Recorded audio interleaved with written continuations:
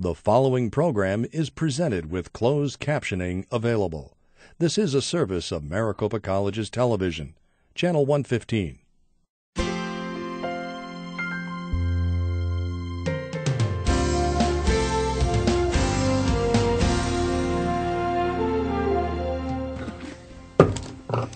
Good evening. I would like to call to order the Governing Board meeting of January 22, 2013, and welcome everyone to the meeting. At our previous meeting, we had a business meeting and elected officers, and I was elected to another term as chair, and it is customary for a chair to make a statement at the beginning of this meeting, and I will do that now.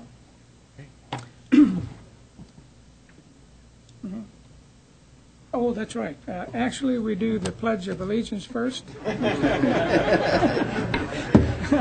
and country first, yeah. You can lead.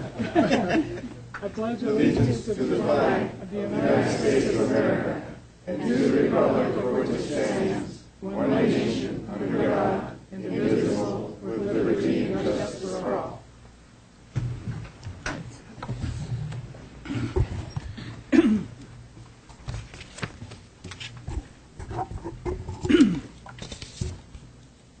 The Maricopa District faces important decisions this year regarding the future.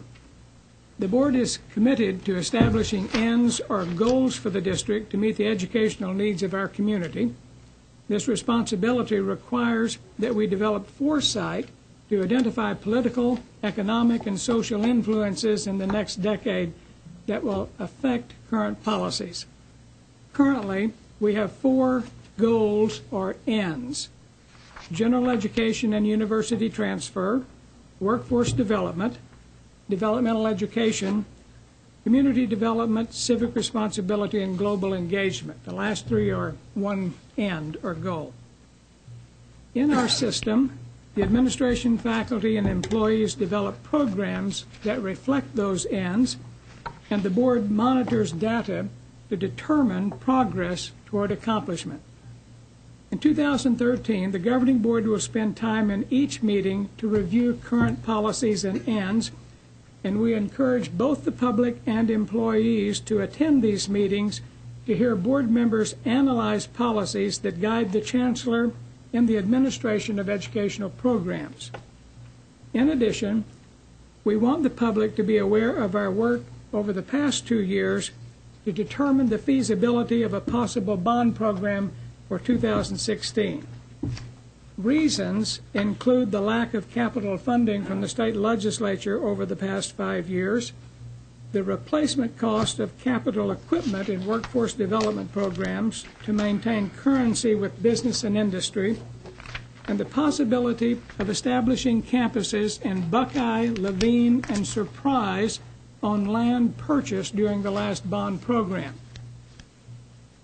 Related to the bond proposal, the term clicks and bricks has emerged in our discussions, referring to choices either for a greater emphasis on internet instruction or for traditional classroom instruction. Recently, the academic community has been besieged with books, magazine articles, and newspaper articles touting online learning as the future of higher education. At the same time, quieter voices in academe urge caution against abandoning traditional methods altogether. At our March work session, we will take a look at online education and massive open online courses, or MOOCs. Currently, free online courses have drawn hundreds of thousands of students to take instruction without cost from such institutions as MIT, Harvard, Stanford, the University of California System, and Scottsdale Community College. While the courses are free, students do not earn credit. However, private MOOC companies are working to develop agreements with institutions and accrediting agencies to award credits. If they are successful, students will ostensibly pay to verify learning, and the cost may be significantly less than current tuition. Consequently, we have to be aware of such movements that may affect us in the future. I've asked Dr. Glasper for faculty input for that March work session. We have faculty who are dedicated to online learning, but we also have faculty who question the abandonment of classroom instruction and who wonder about the percentage of students who can learn successfully in online courses.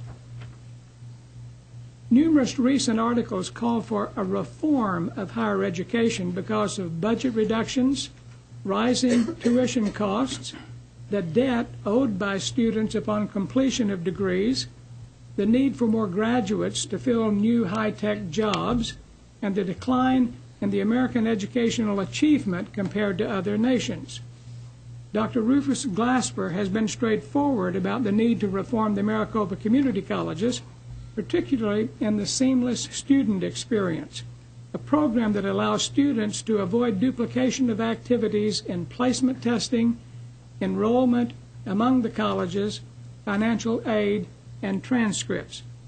The board can expect more discussion about reform in the coming year, especially in the area of developmental education and student success.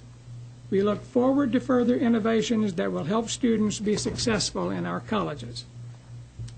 The board passed a resolution in 2010 to have 50% more students graduated with degrees and certificates by the year 2020. At our last monitoring meeting in November, we were pleased to learn that a significant increase in the number of graduates had occurred from 2010 to 2011. We hope for a similar report this fall. I want to repeat an invitation both to the public and to employees. Join us at our board meetings as we deliberate policies and make decisions for the next decade. Thank you.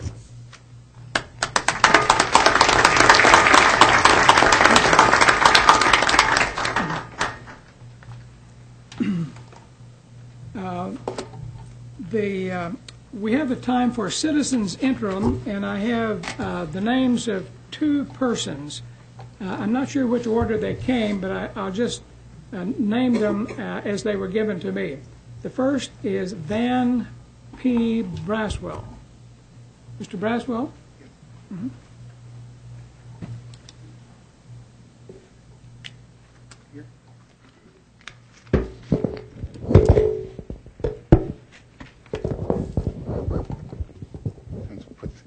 Can you hear me? Yes. Oh. Good evening. I want to give my greetings to the board, and especially to a new board member, Mr. Ben Miranda. Welcome to the board. And I want to congratulate the board on a very successful 2012. I think the board has done a tremendous job, especially under the leadership of Dr. Glasper these last few years. This is my first time addressing the board.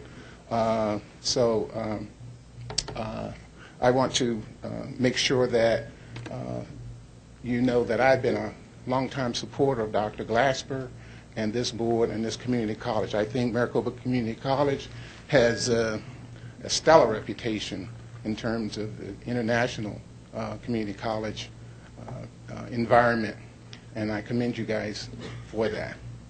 I'm here tonight to I know I only got 5 minutes, but I'm here tonight because I wanted to bring something to the board's attention that I was involved in these last couple of months. It has to do with the instructional grievance process of the Maricopa County Community Board. And I understand that I'm not here to articulate for the student that was involved in this grieving process, but I felt incumbent in coming here tonight to ensure that this board knew that I see some very significant problems with the instructional grievance process, and I'm very happy to hear the President talk about looking at various policies and procedures in the community college environment, and hopefully this will be one of them. A little bit about myself. I'm an attorney, and I've been with the state for over 20 years, just retired in February. I'm also CEO and president of an organization called DisputeResolutions.com. When I left state government, I didn't want to practice law and get into adversarial situations anymore. I felt that staying out of the courts is good for everyone. It's good for organizations, it's good for individuals, not too good for lawyers because we still miss our fees, but But alternative dispute resolution is an up-and-coming scientific endeavor, and you look around or you go on the internet and everybody is trying to do it.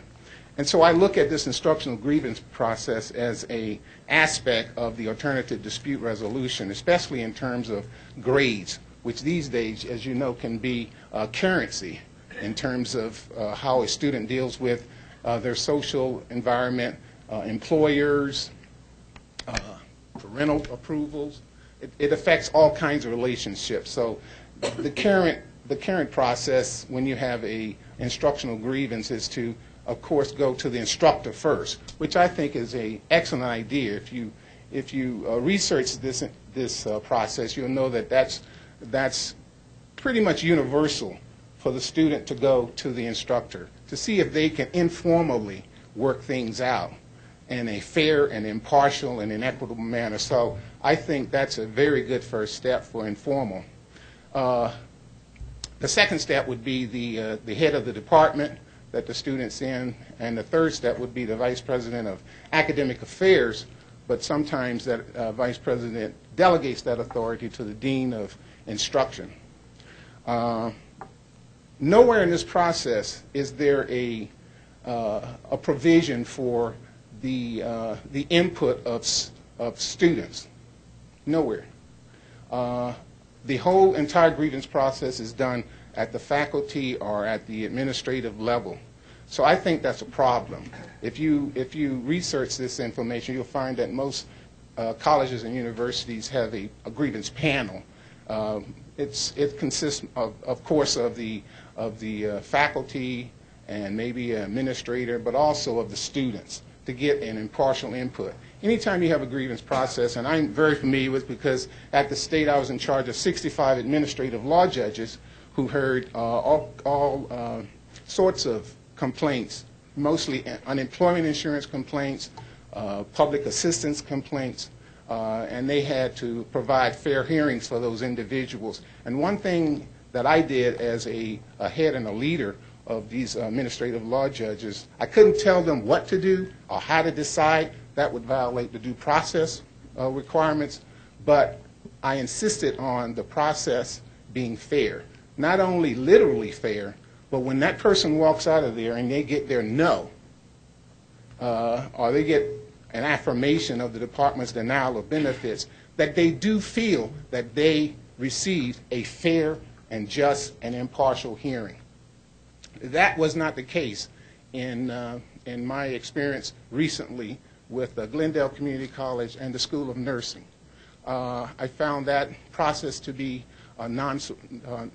non-supportive. I found it to be judgmental. I found it to lack the appearance of impartiality. And I'd like for the board to consider forming a committee to examine not only that particular grievance instructional process, but at all the colleges. I know that there's internal politics that goes on, but there's a lot of pressure when you have a department head or supervisor of an instructor wanting to reverse their grade that they've issued or some kind of academic issue. There's a stringent amount of pressure. We would like to believe that people and our faculty and our administrators act in an impartial manner, but there's a lot of politics that goes on. I know, I've been involved in it for 40 years in terms of organizations. So we have to look at that process and ensure that there is outside individuals who can take a look at that instructional grievance, and even if it's not changed, if the grade is not changed or whatever the issue is affirmed, at least the individual will feel like they got a fair and impartial hearing and investigation in that manner. So that's what I wanted to bring to the board's attention this evening, and I want to thank you for the opportunity to present that. Mr. Chair. Thank you. I want to thank you for coming and reminding us of this, and I'm sure that we have staff and people who are working on doing exactly that, because several years ago this subject was brought up after attending an ACCT conference, and it was shown how this has been used, and that report was brought back and shared and disseminated among the staff necessary to make those changes. Okay. I appreciate you helping to spark that that has been brought to this district, and this district is aware of the need for and the increase in the use and the importance of doing so. Thank you. Thank you. The next speaker is Mr. Joshua Grable, I believe. All right. Thank you, Mr. President. Mr. President, members of the board, my name is Josh Grable. I am an attorney with Snell and Wilmer, so you're getting inundated with lawyers, I guess, today. And I am here on a matter of what we consider to be utmost importance, which is a bid protest, which was filed today on behalf of a company called Perceptive Software with regard to item Roman numeral 5A1 on your action item agenda. We believe the protest to be timely for reasons that we outlined in the protest, and I can go through those with the board if you would like me to. We also believe that, in fact, what the conversation that the gentleman before me was just having about fair, just, and impartial hearing has not gone on in this case, because we don't believe that our time to file the protest has even occurred yet. Yet, the action item is in front of the board tonight, and we believe that that's premature. So what we've essentially come down here to do is I can do the short version, which is just to say we believe we have a timely protest. We know that the district has a procedure for allowing for protests and for allowing for those processes to go through. We also believe that this is an issue in which, quite frankly, we haven't been given an opportunity to review the procurement file. We haven't been given an opportunity to get debriefed to find out what happened. And if you reviewed the information that we provided you today, and again, some of this is coming last minute, because, quite frankly, our client was very surprised to find this item on the agenda and just happened to notice that it was on the agenda. And so the issue, there's sort of the short and the long version of my presentation. The short version is just to say we believe we filed a timely protest, and we're willing to submit to the district's procedures for doing so if the board is willing to take this off of its agenda for today, move it to the next meeting, et cetera, that would be appropriate. The long version is I'll go through all of the reasons why we believe that A, our protest is timely, B, we have a valid basis for protest, C, we should be given additional information, and D, the protest, which involves one particular item, which we think that we cannot understand the decision that's been forwarded by staff at this point in time. Again, having not seen the procurement file makes it difficult to understand that. And I'm not blaming anyone there per se. We're just a little surprised at the speed with which this has gone. So I guess the question that I have, and I know the board has a substantial agenda and a lot of things to get to tonight, is how in-depth would you like me to go into what we've laid out? And if the board will essentially suggest or agree to allow us to go through the process and pull this item off the agenda, I don't need to spend any more time on here. In citizens interim, you have up to 5 minutes. You have about 2 more minutes. Okay. Well, the issue is very simple. We were given notice of an award on a project that we had bid for via regular mail. We received the notice on January 14th, which is less than 10 days from today. We have a protest period of 10 days. We've subsequently requested a debrief, and we have today filed a public records request to review the procurement file. We haven't seen either of those things. We haven't gotten a chance to see what the decision was or why it was made. What we've learned is that the RFP in question, which is, again, Roman numeral 5A1, specifically says that it is for one RFP, which was one of a set of 3 RFPs that were submitted all at once. But the RFP, as we read it, as we read the action item that was presented to the board, in fact, what happened is that the procurement office combined 2 RFPs and put them together into one, which is clearly a violation of Arizona procurement law. Arizona procurement law very clearly states that each RFP must be evaluated solely on the criteria laid out in the RFP itself.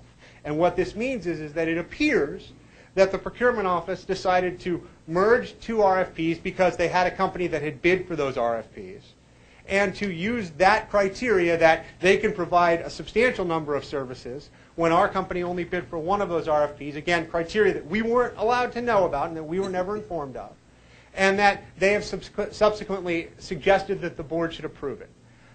We also are aware that if that's not the case, if what I've just described is not the case, and I would also note that if what I've described is the case, that If, in fact, what they have done is they've combined two RFPs, and you'll note in the documents that we've provided to the board today, it would be RFP, I believe it's 3149 and 3145 have been combined.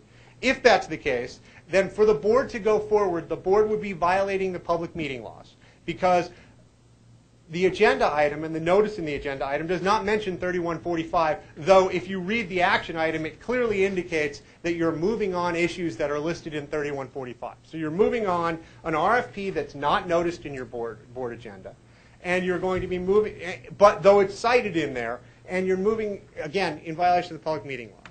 We also would contend that if we're wrong, or excuse me, if we're right, that you're moving to approve an RFP based on, that was evaluated based on criteria that were not included within the RFP, which is a clear violation of procurement law.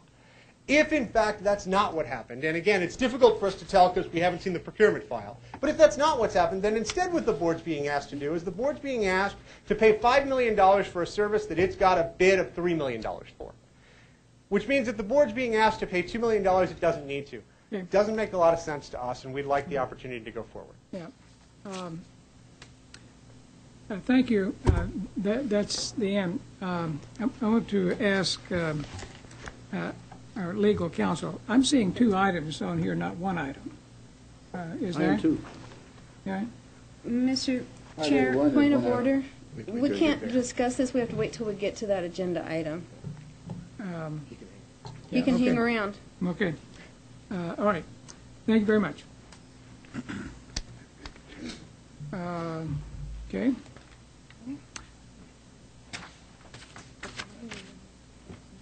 Yeah. Each one item.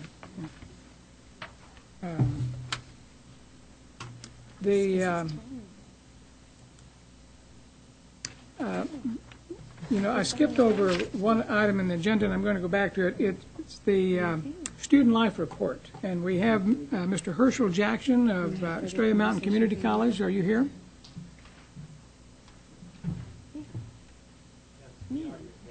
Mm-hmm.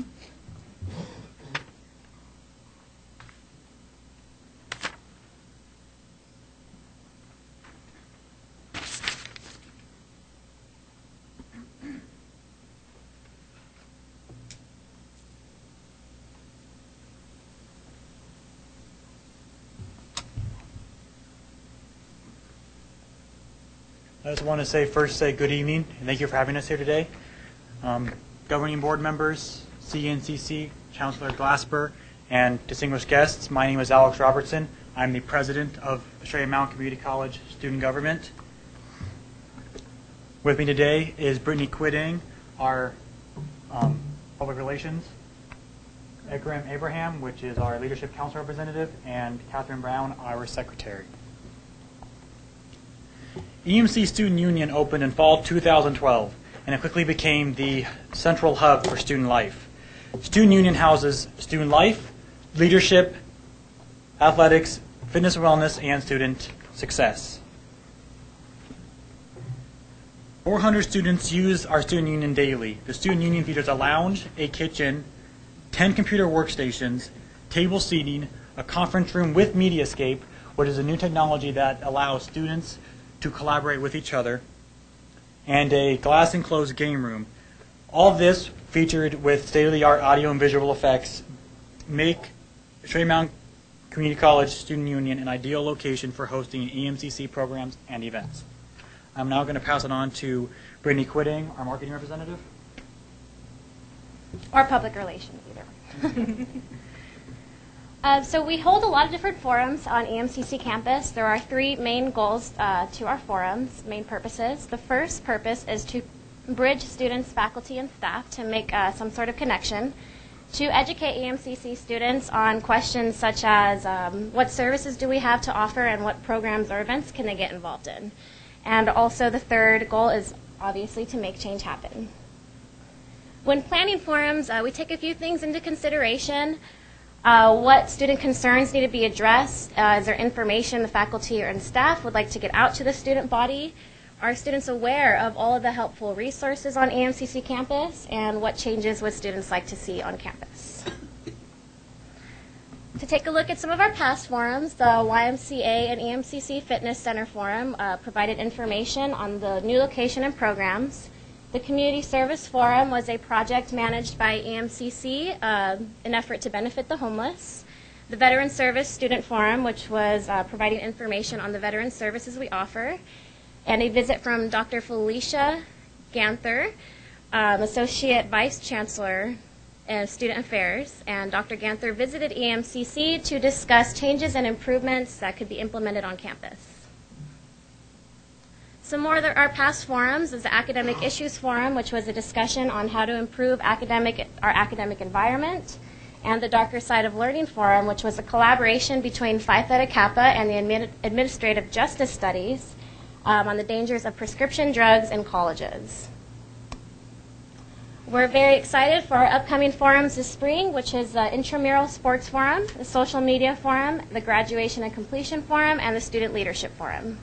I will now pass this over to Catherine Brown, our secretary, and she'll be speaking on campus events. We hold many events on campus every year to promote student engagement. For Hispanic Heritage Month, we had the Machismo and Marianismo presentation, which educated on the implications of these concepts in education, counseling, classroom interactions, and gender relationships. For Native American Heritage Month, we invited Dr. Evangeline Parsons Yazzie to present the Navajo point of view during their 450-mile forced march to Fort Sumner in 1864. Other events this past semester included a banned books presentation, flag football, and a zombie walk, which was very fun. We have several events already planned for spring, including our second annual Black History Conference to be held on February 27th. The conference will provide information on various aspects of Black history. We anticipate about 100 attendees, high school students, college students, and community members. We are also planning a Student Appreciation Day to let the students on our campus know that we really do appreciate them, and to provide Student Life and Leadership another opportunity to connect with them and to inform them on all of the services that the office has to offer. Now passing it on to Ekram Abraham, our Leadership Council representative for Community Service.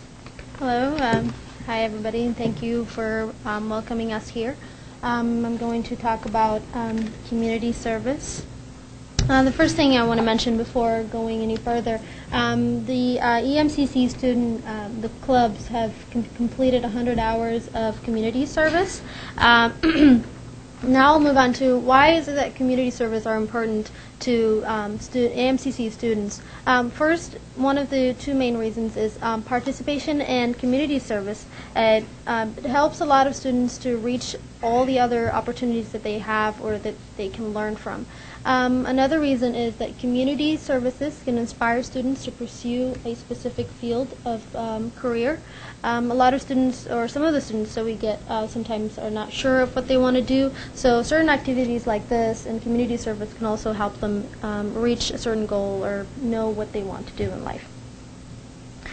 These are some of the community service projects that we've had. I'm going to talk about two of them, the St. Mary's Food Bank and the Angel Tree. St. Mary's Food Bank, the Phi Theta Kappa members volunteered at the St. Mary's Food Bank. They put together food boxes and they also help distribute food to the homeless. The Angel Tree, EMCC, provided Christmas presents for 20 families. The families were hosted by Student Life and Leadership Office for a holiday reception. Over 100 people attended, and including the kids and the families. And I'm going to forward it on to Alex. 3 years ago, Australia Mountain Community College athletic programs were created with a strong foundation based on academic success, leadership development, athletic success, and sportsmanship. While we are still a new program, we have been successful. EMCC had 6 cross-country members make the NJCAA Coaches Association Academic All-American team, and has sent 1 male golfer and 2 women golfers to the NJCAA National Championship. This past cross-country season, EMCC men's cross-country team placed 5th place at the ACC-AC Championship. Currently, 4 members of the men's and women's cross-country are eligible for the NJCAA Coaches Association All-American team. Our 2013 men's and women's golf teams are currently preparing to continue the success built from last year. In the future, we hope to offer and continue to develop quality students and add additional teams. In closing, we would like to thank all of you guys for coming, and the Australian Mountain Community College Office of Student Life and Leadership and Athletics will continue to provide the completion agenda by providing strong programs that will further the academic, professional, and social development of all students. Thank you. Thank you. We will now take any questions anybody might have. I've got a quick one. The Tale of Two Cities. Now, maybe I live in the East Valley and I haven't learned all that yet. It's a collaborative effort between the City of Avondale and the City of Goodyear. It's actually very close, and Australian Mountain Community College is involved in the entire event. A parade is involved, kids center, free food, free activities. That's actually happening the 16th of February. And it's something that's very interested, and a lot of clubs get involved. Some other clubs I'm involved in are also interested in introducing in that program. Thank you. Mm-hmm. You guys did an awesome job. I'm very proud of you. Thank you. Glad you represented the West Side very well. I'm glad you guys represented the West Side very well. We have very intelligent and good-looking students there. And some little nervous. And board members. Point of order. Well, I want you to know, one of the board's ends is community development, which reflects our commitment to diversity and civic responsibility. So your community service programs and your diversity programs fit into one of our ends, so we appreciate hearing that. Oh, no problem at all. All of us, we really enjoy working with the community, each and every club of our student government, and we all have many more plans to continue our community service throughout the rest of the school year. Thank you very much. Thank you. Awesome job, man. Yeah.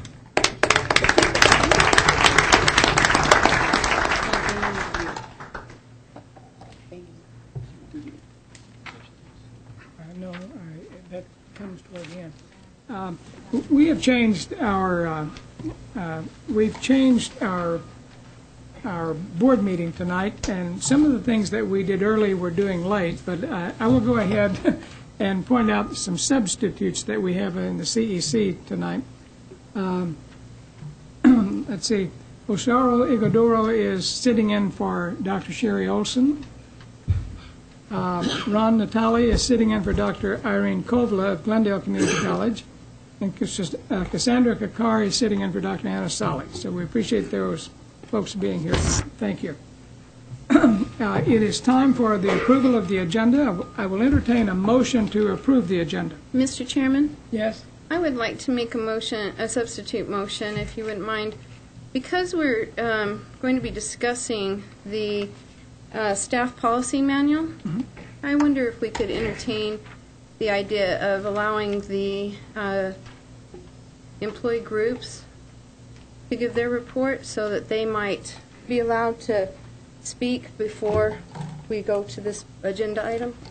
There is another way to deal with that, and I know what you're doing. What's required is a change of the motion, and that can be done. Okay? That's what I'm doing. Okay. I entertain a motion for the approval of the order of the agenda. So moved. Mr. Lum moves. I'm confused. No. I'm asking for a change in the order of the agenda. Say again? I'm asking for a change in the order of the agenda. You have to make a motion. I did. Okay, is there a second? Second. Mr. Lum seconds a change in the order of the agenda. What change do you want to make? To move the employee groups to the top of the agenda so that they might speak prior to us, so we might hear from them before the approval of the staff policy manual.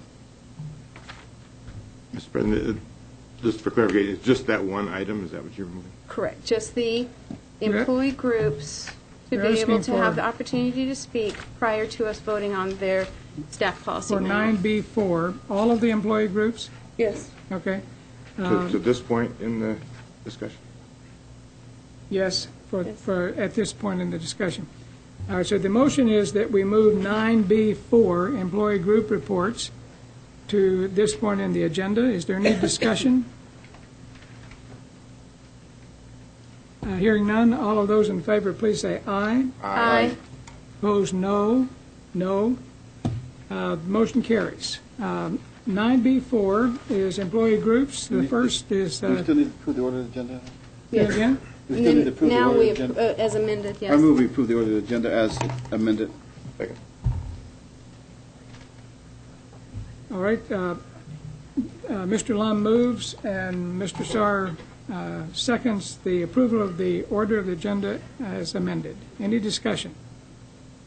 All those in favor, please say aye. Aye. Opposed, no. Motion carries. The next item then is 9B4, employee group reports. The first is Dr. Dale Heuser and Mr. Richard Schutz from the Equality Maricopa.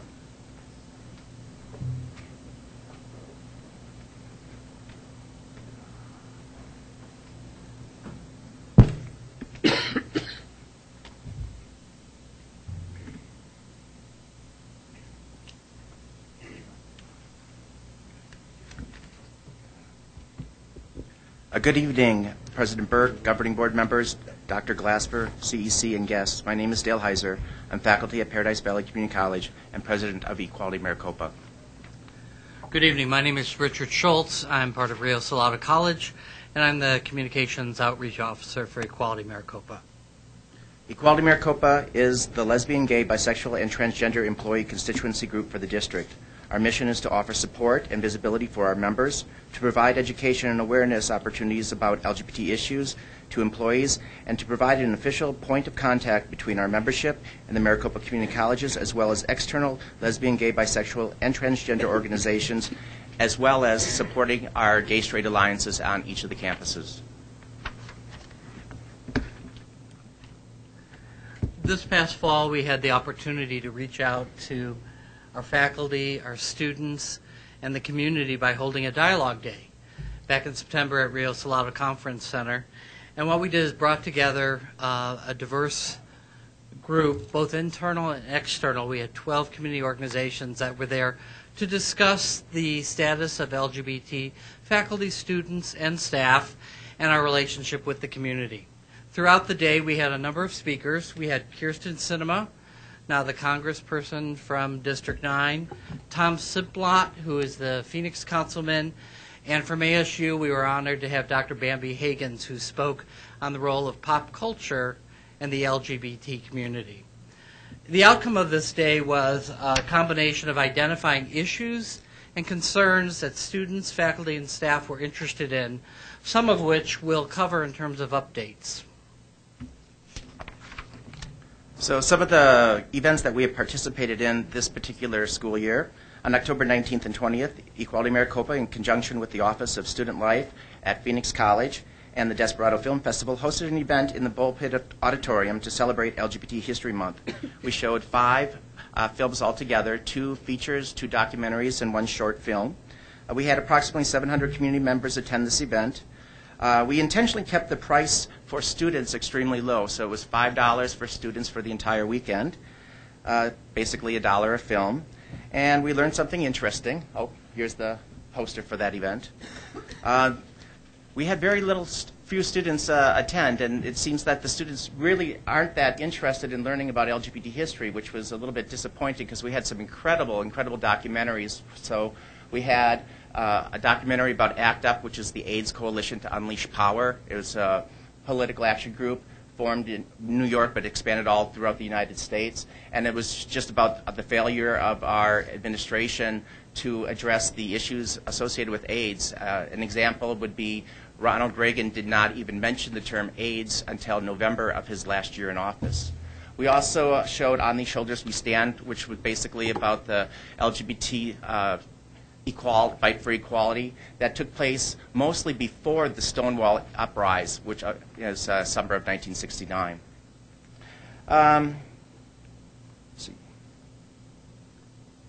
That's pretty much what I have to say about this event. We do have another film event coming up, actually this weekend, that I'll talk about shortly. in our dialogue with our peers, both of staff and faculty, there were a number of benefits issues that became clear in which the district was needed to address. Our peer organizations, the state universities, have often already addressed these issues. We're happy to announce that the new policy manual that will now follow us will address the issue, and will have bereavement leave for family members of domestic partners, as well as tuition for children of domestic partners, both important issues for our LGBT staff and faculty. Also, we've engaged in dialogue with the Employee Benefits Advisory Committee, and after that conversation, we learned that life insurance for domestic partners will now be included and at no cost to the district whatsoever. Then finally, Dale has met with EBOC to discuss our members of the community who are part of the trans community and some of the issues that they face in looking for health care and looking for guidance. And finally, Equality Maricopa continues to have dialogues with campuses about the gender identity policy and how gender identity needs to be part of each campus in various ways. And if there's anything that Equality Maricopa can do to help out the various colleges, deliver that education about these particular issues, we're always there to assist. Coming up this weekend will be the second half of the Desperado LGBT Film Festival. This is an event at Paradise Valley Community College. Equality Maricopa is one of the sponsors, as well as the Maricopa Foundation. I provided a cover of the latest Echo magazine, so this will be Desperado's fourth front cover of this magazine, and we're featured on pages 26 through 45 of this issue. So if you'd like to know more about this event, we have provided those for you. In addition to showing 8 films this upcoming weekend, we'll have 6 musical performances, and I'm very excited to announce that on Sunday night, After Dark will perform, featuring our very own Alberto Olivas. They're a 70s rock and roll band. And our reception is Friday evening at 6 o'clock, and we would be honored if members of the governing board, the CEC, would be available to join us. The food will be great. There'll be some light entertainment, and it's always a fun time.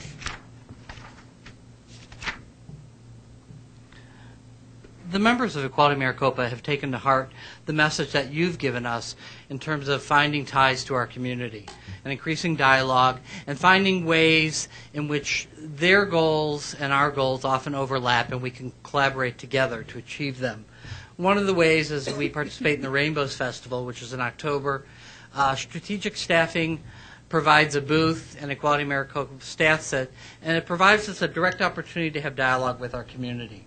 We also see a number of our students, and we're able to extend the message that Maricopa District is affirmative, is proactive, and is a leader within the LGBT community.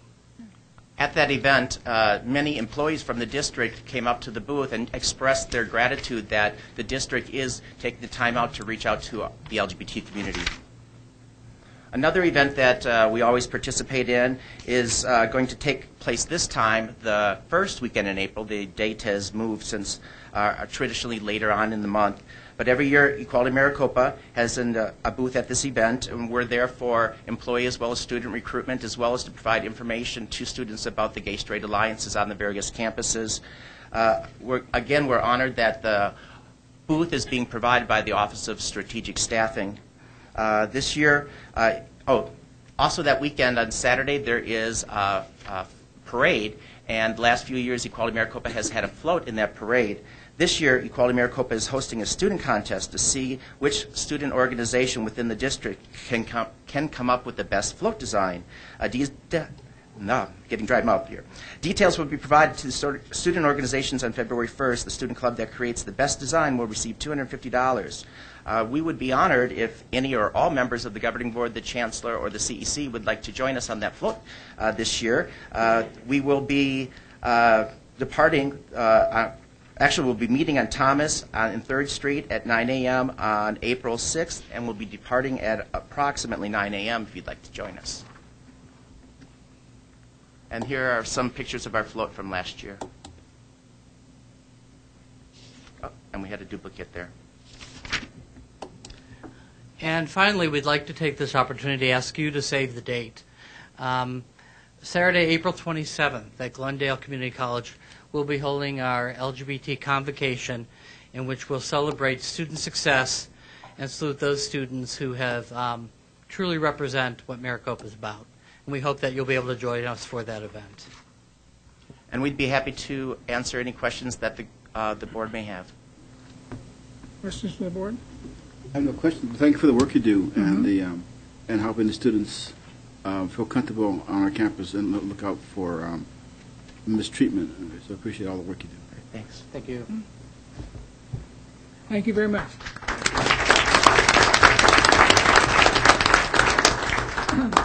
The next is Ms. Licia Hand of the Adjunct Faculty Association.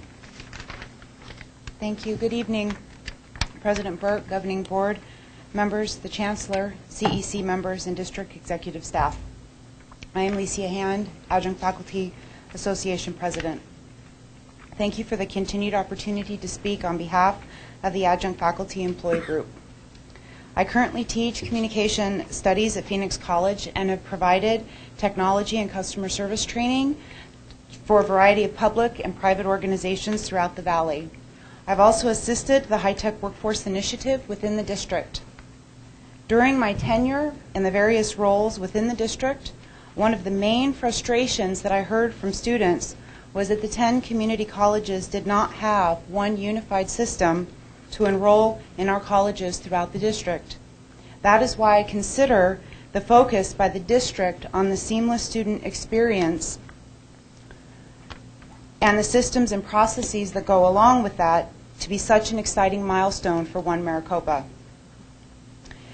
Moving forward, I hope to support and will support the Adjunct Faculty Employee Group to pursue the initiatives that have begun over the last 2 years. This includes expanding the longevity recognition and outstanding faculty recognition programs.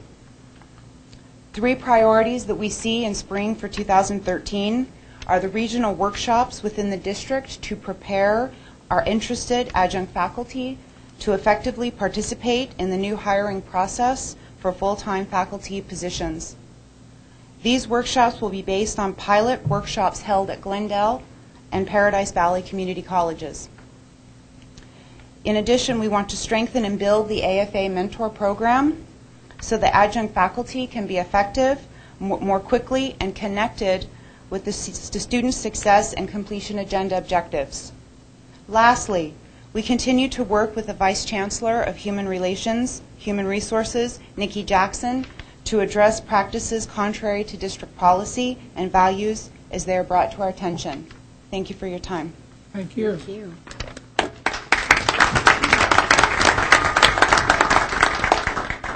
Those are all the names that I have on our agenda. And We don't have any other employee groups? so, Bill, they can request it. you have a request to speak?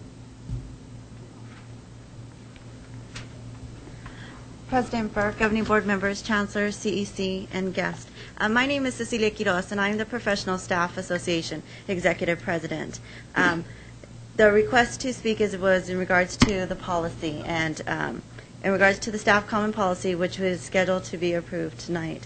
We were deep in discussion with the professional staff representatives in regards to sections in our policy that there was some concerns that were brought to our attention this weekend. And therefore, the discussion we took place with Teresa Tony, Judy Castellanos, and other members of the employee group and all presidents of employee groups that are represented in all CPD. We will request, if we can, that the policy manual be approved with the exception of A4 and A28. Thank you. Mr. Chairman, I have some questions. Mm-hmm. The reason that I wanted this moved is because in our agenda review meeting, I was told that the policy manual had been put through the IBN process and that we needed to support the IBN process in approving this document. And I want to ask you, What part of this policy went through the IBN process with your policy groups? What went through IBN process was, as far as what professional staff, President Book, Governing Board Member Pearson, what went through the process was what we ratified. However, there was discussion, but nothing other than the ratification was C1 through C4 went through ratification in the IBN process. Other items in the policy that were introduced were discussed, but it did not go through a full IBN ratification. Okay, so this is the portion that you have ratified as employee groups. If that section is C1 C1 through C4. 2,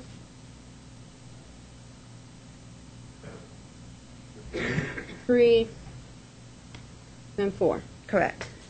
This is what portion of this the policy groups have ratified. I'm sorry, excuse me? This is what portion went through the IBM process that were ratified of this policy manual. Correct. All right. In this,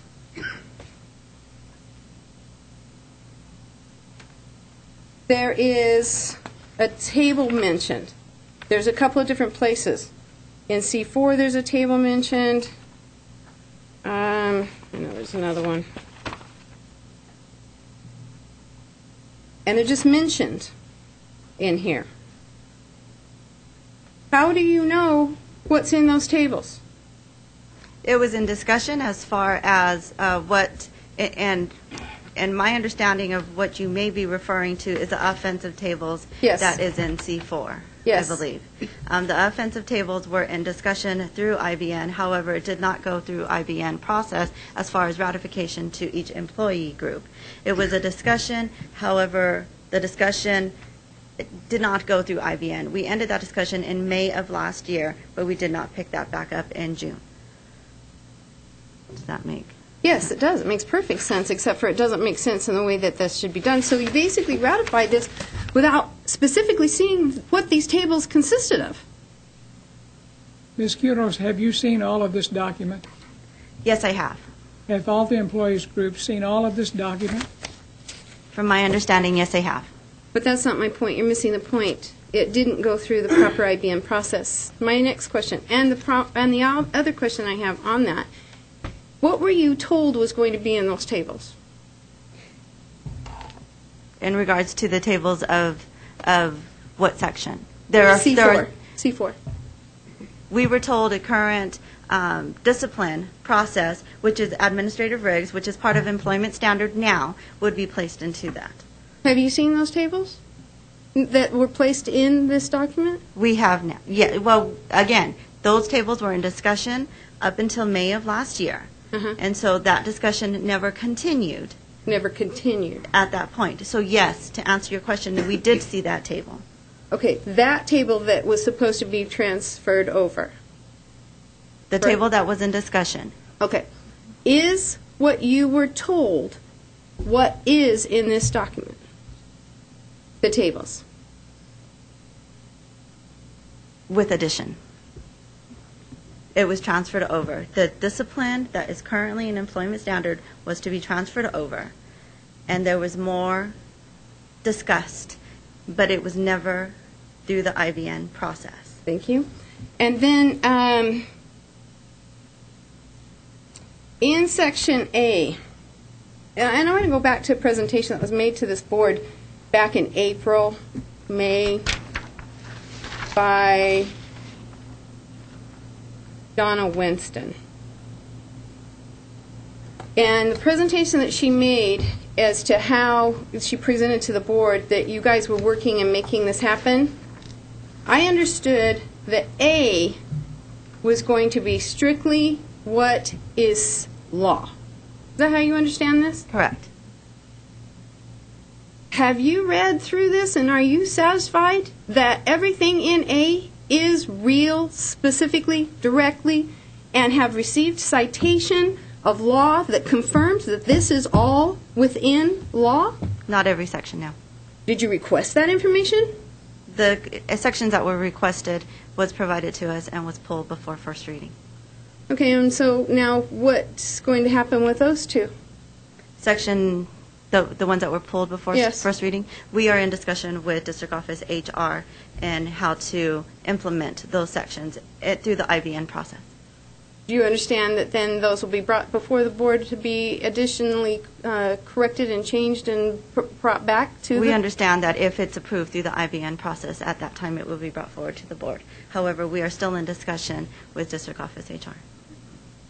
So are you satisfied that this, A, represents clear, defined, and specific to law? Again, not every section did, and the sections that were requested to be pulled this evening did not represent case law in which we were told. And do you feel Or that state law, Section federal A law. represents state law?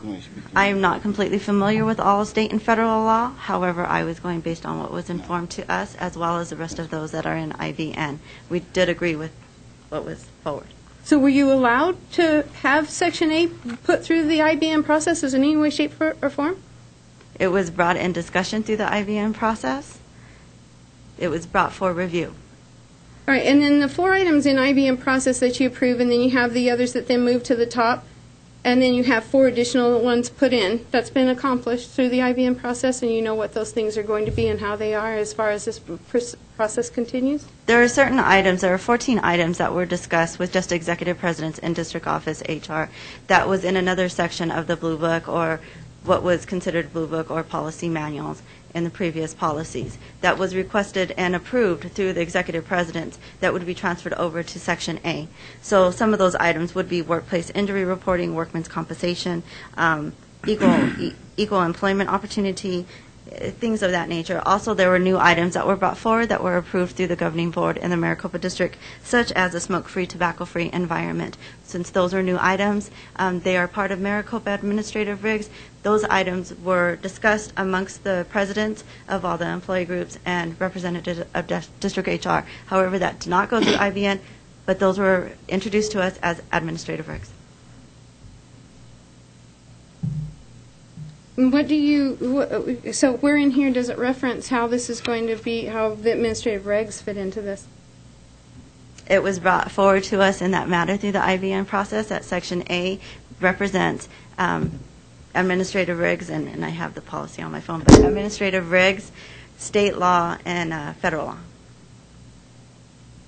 So you feel that the IBM process, as the IBM process is supposed to be applied, has been properly applied in this policy manual?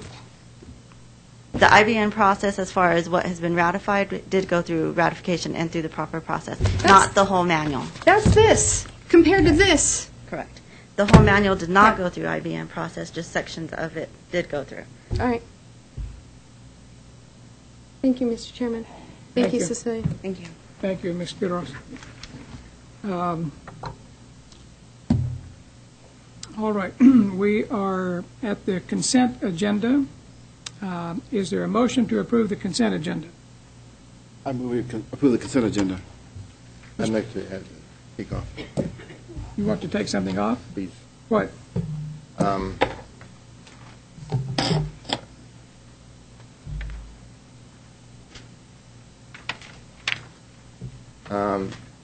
Number 4. C4, D4? Yes. The radio station.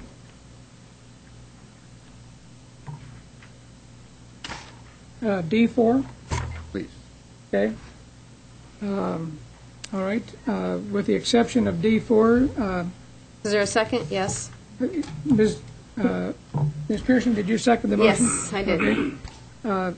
So there's a motion to approve the consent agenda with the exception of D4. Any discussion? Yes. I'd like to hear Dana's discussion first. Well, we have to do this separately. Which remind me. No, we cannot discuss this until we have an approval of the agenda. It was 4 and 5? You said 4, but you're saying 4 and 5. Okay, we're going to vote on it separately? Yes. Those will be presented separately after. Correct. Okay. All right. All right. Is there approval of the discussion with the exceptions of D4 and 5? So moved. All right. Yes. Well, we have Mr. Lum has moved, Ms. Pearson has second.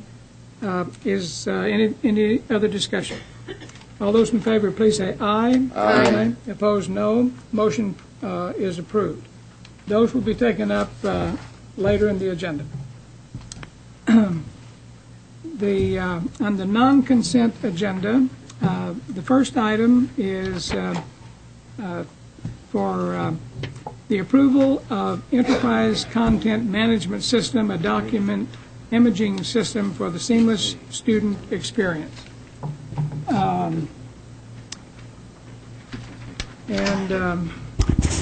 Is there a motion to approve?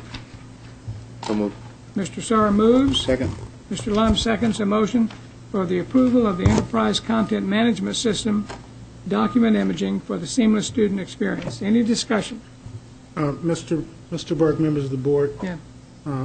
I'd like to have some general discussion on this particular item, and I'd like to ask Vice Chancellor Thompson if she has any comments that she would like to make based upon the statements made earlier By Snell and Wilmer, representative from Snell. by the representative from Snell and Wilmer.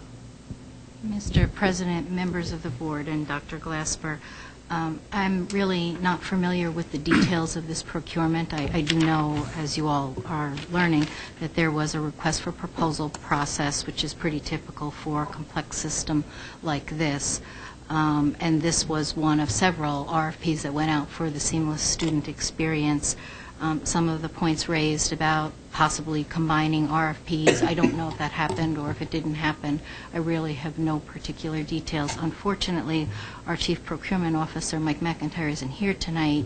He might have known more of the details of this, but he is not here, nor is anyone from purchasing. So there really is no one here at the moment who could address whether there were some of the issues that were described in the presentation earlier or weren't described. I also was unaware that there was a bid protest that was filed today and was unaware that there's a public records request. Of course, we'll move through our bid protest process to address that as a concern, and of course we'll comply with the public records request, but up until this meeting I had no information on that. What are the consequences if this is delayed? Well, I know financial aid is, or document imaging is going to be a very intense project. These things are their attempts to implement them so that they meet basically semester starts and things like that.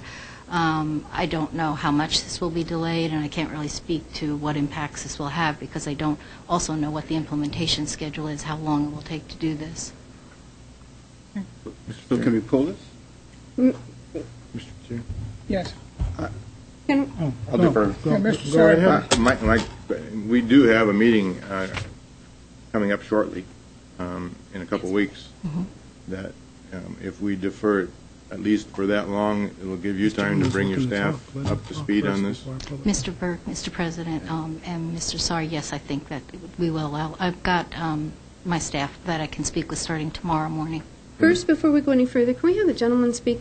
He obviously has something to say. Let me finish. I'm sorry. One minute, one second. No. Just let me finish.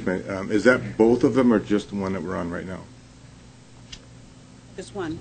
Just the first one, yeah. Just the first one. Sorry. I didn't have anything to add. I just walked in and heard that I was... Well, but... heard the topic after I was pulled out of the room, so... At this point, you spoke in citizens interim, but this is a board matter. Okay.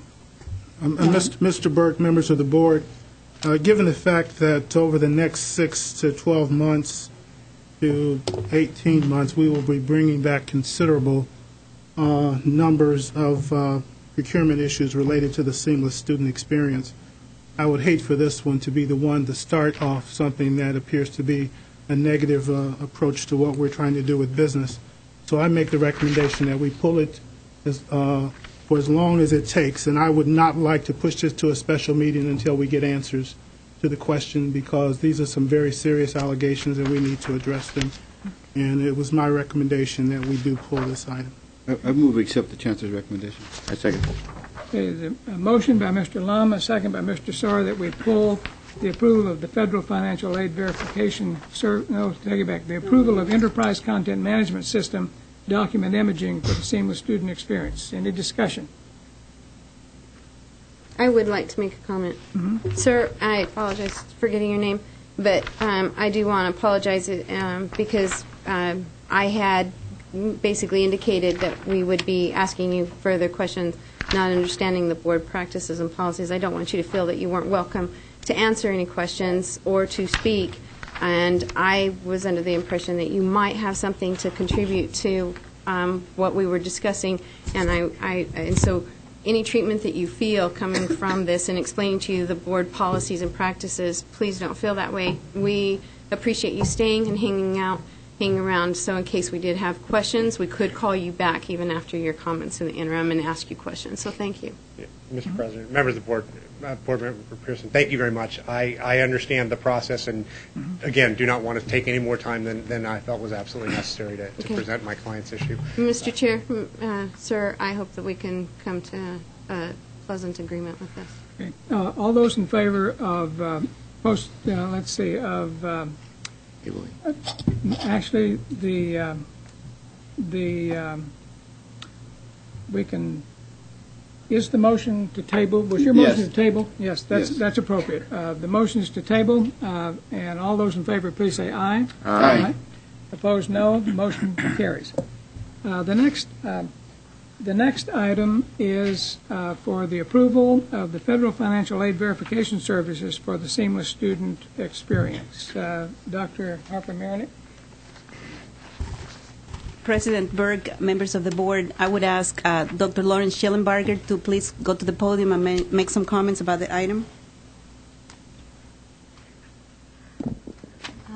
President Berg and members of the board, thank you very much. This item is so that we can outsource the financial aid verification process to Vangent. Make sure I say it correct, Vangent. And it is, this is part of the seamless student experience.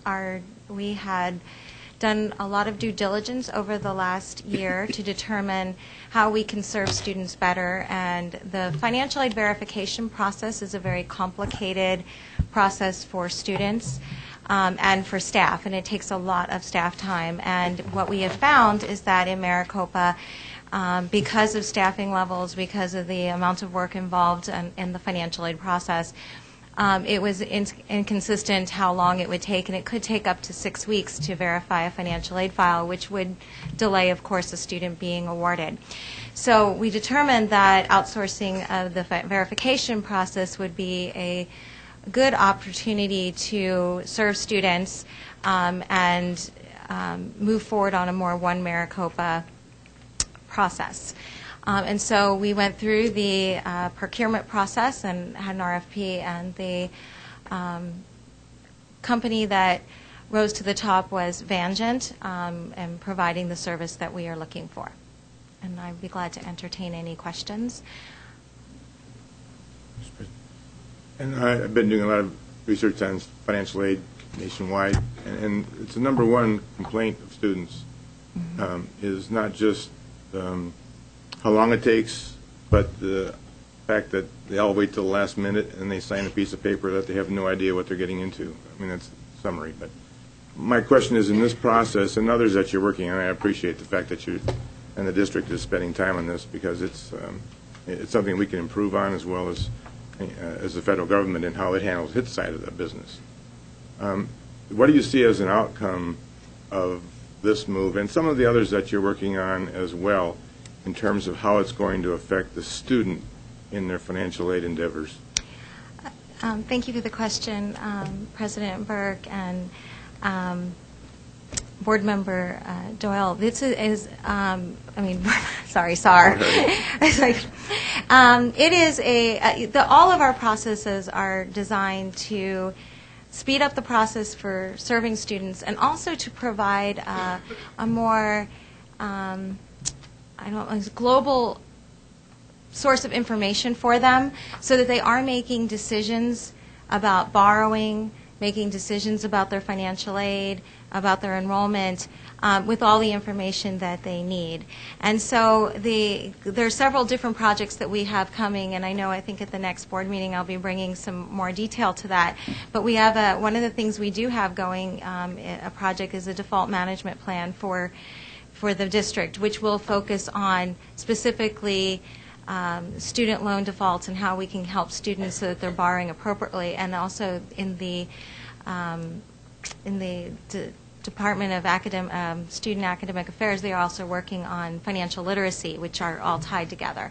We're also looking at how we provide communication, how we provide information to students, and so that it's consistent across the board. So we do believe that in the long run we'll have students that will get their financial aid in a more reasonable time and also learn that they need to apply before the day that school starts, which is a really major challenge that we all encounter.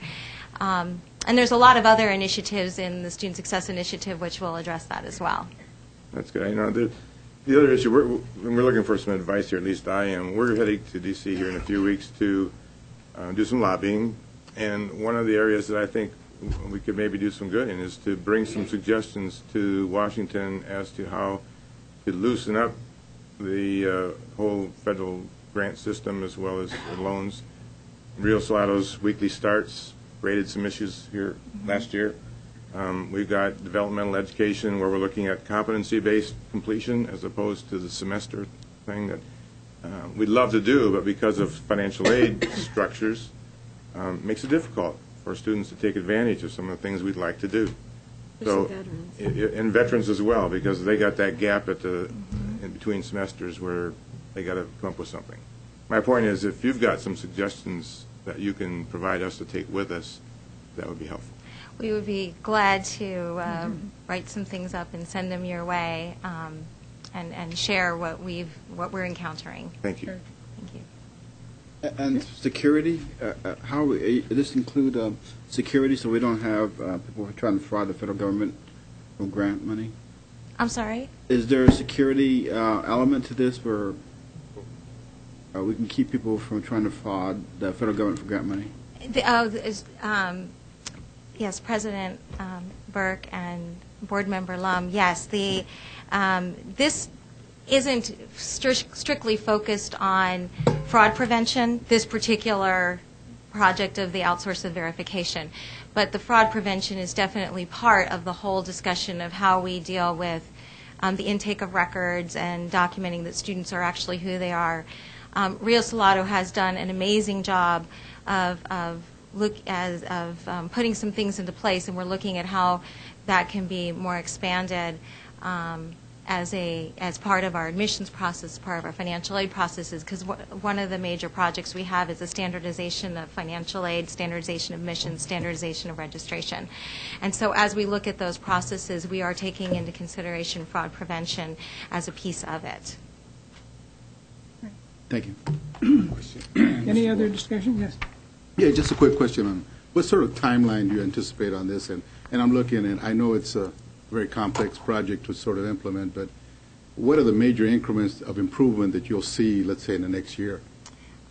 President Burke. And in what areas? Excuse me. Oh, okay. And Board Member Miranda, we're looking at a lot of things that are going to happen in this upcoming year. The verification process that we're discussing right now is actually for this upcoming financial aid award year, which is the 13-14 award year, which we'll start processing in March. So we have a very aggressive timeline for this to make this go forward so that we can move and have it in place so that students don't have a long wait for their 13-14 awarding.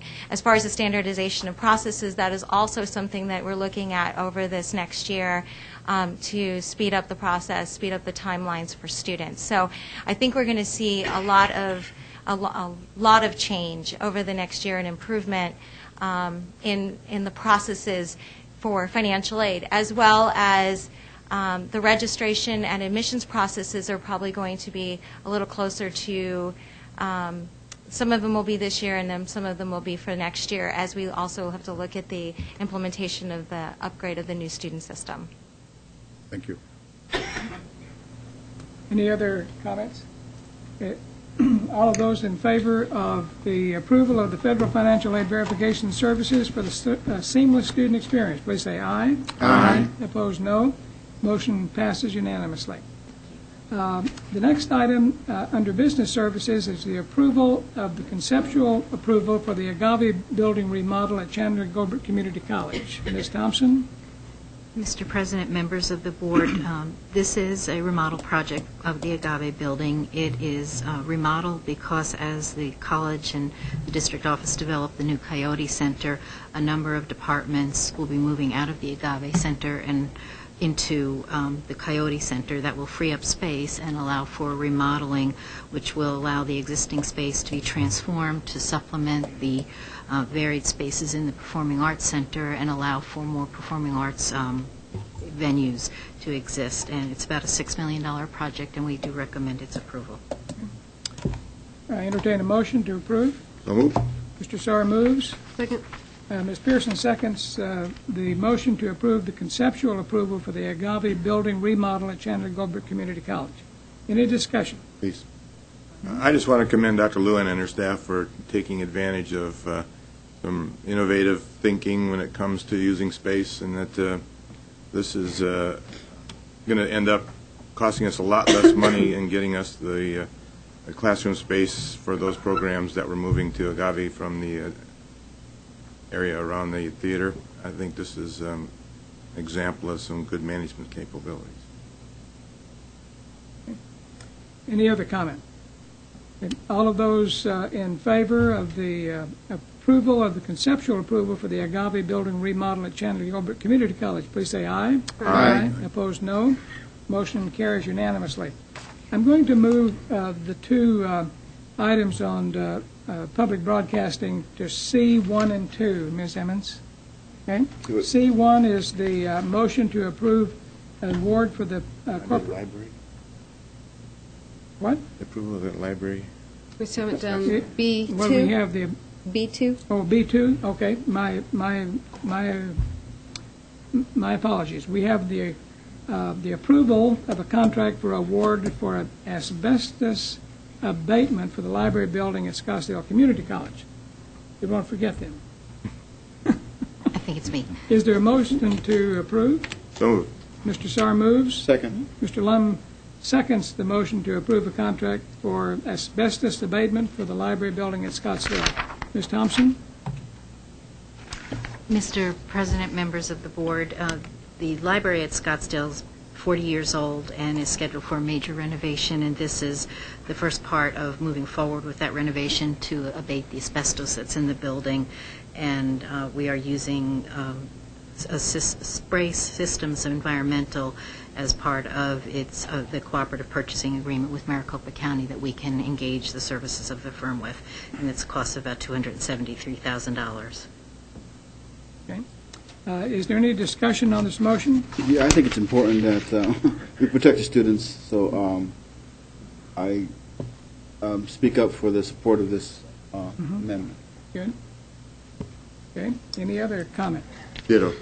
All right. All those in favor of the approval of the contract for asbestos abatement for the library building at Scottsdale Community College, please say aye. Aye. Aye. Opposed, no. Motion carries.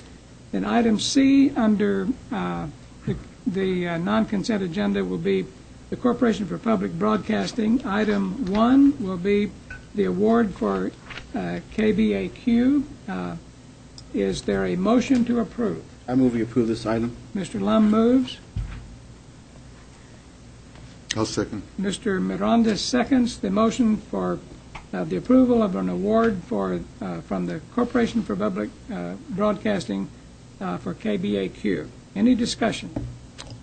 The reason I pulled this off, and this is something I've been harping on for a while, and I don't mean to offend anybody that's involved because I understand the circumstances. However, for lack of a better term, when it comes to especially the K-Jazz, and I'll kind of combine these two, I've always been concerned that we get very little news coverage out of K-Jazz.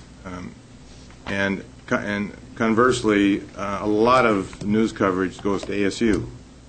And I did some research simply on the internet looking at their site, and it's pretty evident that that's happening. And my question is, why? I don't see any evidence that ASU has any more influence on the Valley than does the community college district. I know there are reasons regarding not looking like they're one-sided as far as their ownership, which is us. But I think it's gone the other way, and I would really like to see the radio stations do equal coverage. Unless they can show me why ASU and any other entity deserves more coverage.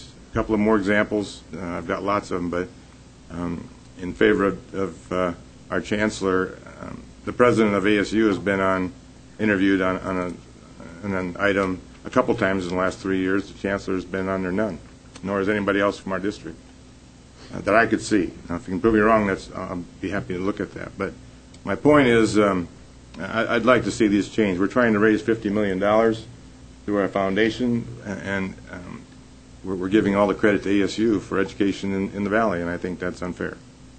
Inappropriate. Any other comment?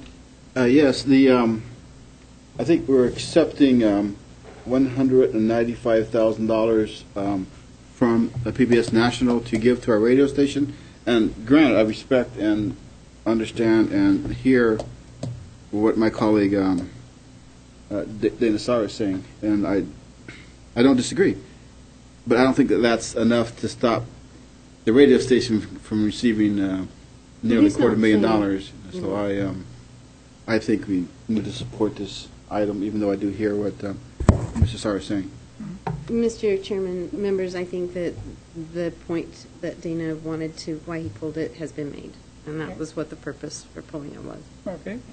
Well, I want to give some kudos for the radio station, both KBOC, for KBOC, this is the one we're talking about, that provides a service in the Valley that no one else does, and I think the funds are important to continue the airing of classical music in the Valley, so I support this very strongly. Any other comment? Mr. Chairman, I just hope that we can hear Dr. Glasper on the radio at least once a year. All right. All those in favor of the award from the Corporation for Public Broadcasting for KBOC, please say aye. Aye. Opposed, no.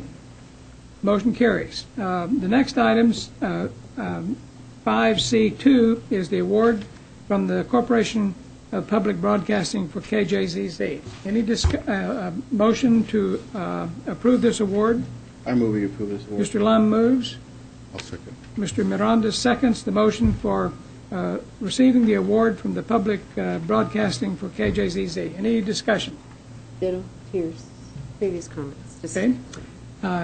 All those in favor of approving the award from the Corporation for Public Broadcasting for KJZZ, please say aye. Aye. Opposed, no. Motion carries. Thank you. The next item is from Human Resources, the approval of the proposed staff policy manual. We have had a request to remove A4 and A28, those two items, from the proposed staff policy manual. I will make a motion to remove those two items from consideration tonight. Is there a second? Mr. Chairman, I'd like to make a substitute motion. Second. Well, we have, yes, okay.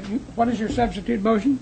Mr. Chairman, I would like to table the C1 approval of proposed staff policy manuals to give Dr. Glasper an opportunity to meet with the policy groups and give them an opportunity to discuss with him some concerns and some need that needs to be disclosed and investigated in the process and procedure and manner in which this has been conducted.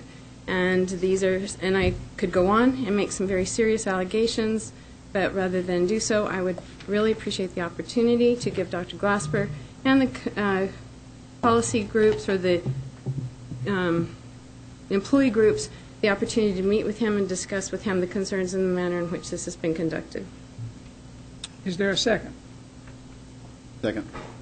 Mr. Berg, members of the board, before you make the call for this motion here, I have no problem at all about meeting with any employee groups, but I find it rather troubling to be sitting here with issues of concern when board members are more aware of, or at least pushing for changes, when I haven't had even an opportunity to discuss any of this with the staff that supposedly reports to me. So I would favor pulling this item, and I will bring it back whenever I deem it's appropriate. The staff policy manual? The staff policy manual. Thank you. Let me point out that the current staff policy manual ends this month. If we do not make a motion to extend the current staff policy manual, it will end in January. Mr. Chairman, I amend my motion to include the extension of the current policy manual to be held in effect until the situation can be resolved. Mr. Burke, members of the board, there are serious accusations made here tonight regarding the IBN process, whether rightfully or wrongfully. That needs to be cleared up. This is a process that we have decided to use moving forward in this organization. The same comment that I made relative to the procurement requirement. We will not set the stage on a new framework of change in this organization that starts out with a question. And the question needs to come to me. It doesn't need to come to the board. And so with that in mind, we can go back to the old policy manual, and we can have that discussion, and I will be at that table. And then as I decide to bring a recommendation forward, then we will decide how this organization moves forward if the board is willing to support me.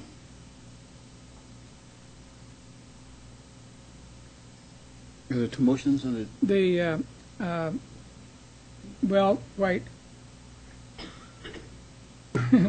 We had a motion and a second, and we had a substitute motion and a second. And the Chancellor's now asked for it to be Yes, pulled. I understand that, but we have to deal with every one of those. So what I recommend that we do is to defeat both the substitute motion and the motion, and then we start all over. Mr. Chairman, I amended my motion to just extend the policy out of respect for the Chancellor's Yes, I polling. understand, but we operate by Robert's Rules of Orders. Do you want to make an amendment to your substitute motion? Yes, I made an amendment that we extend the date for the current employee policy manuals, and out of respect for Dr. Chancellor's request that the item be pulled, I amended my motion to be just to extend the current policy manual, because he's already asked to have the other pulled. Okay, there's an amendment to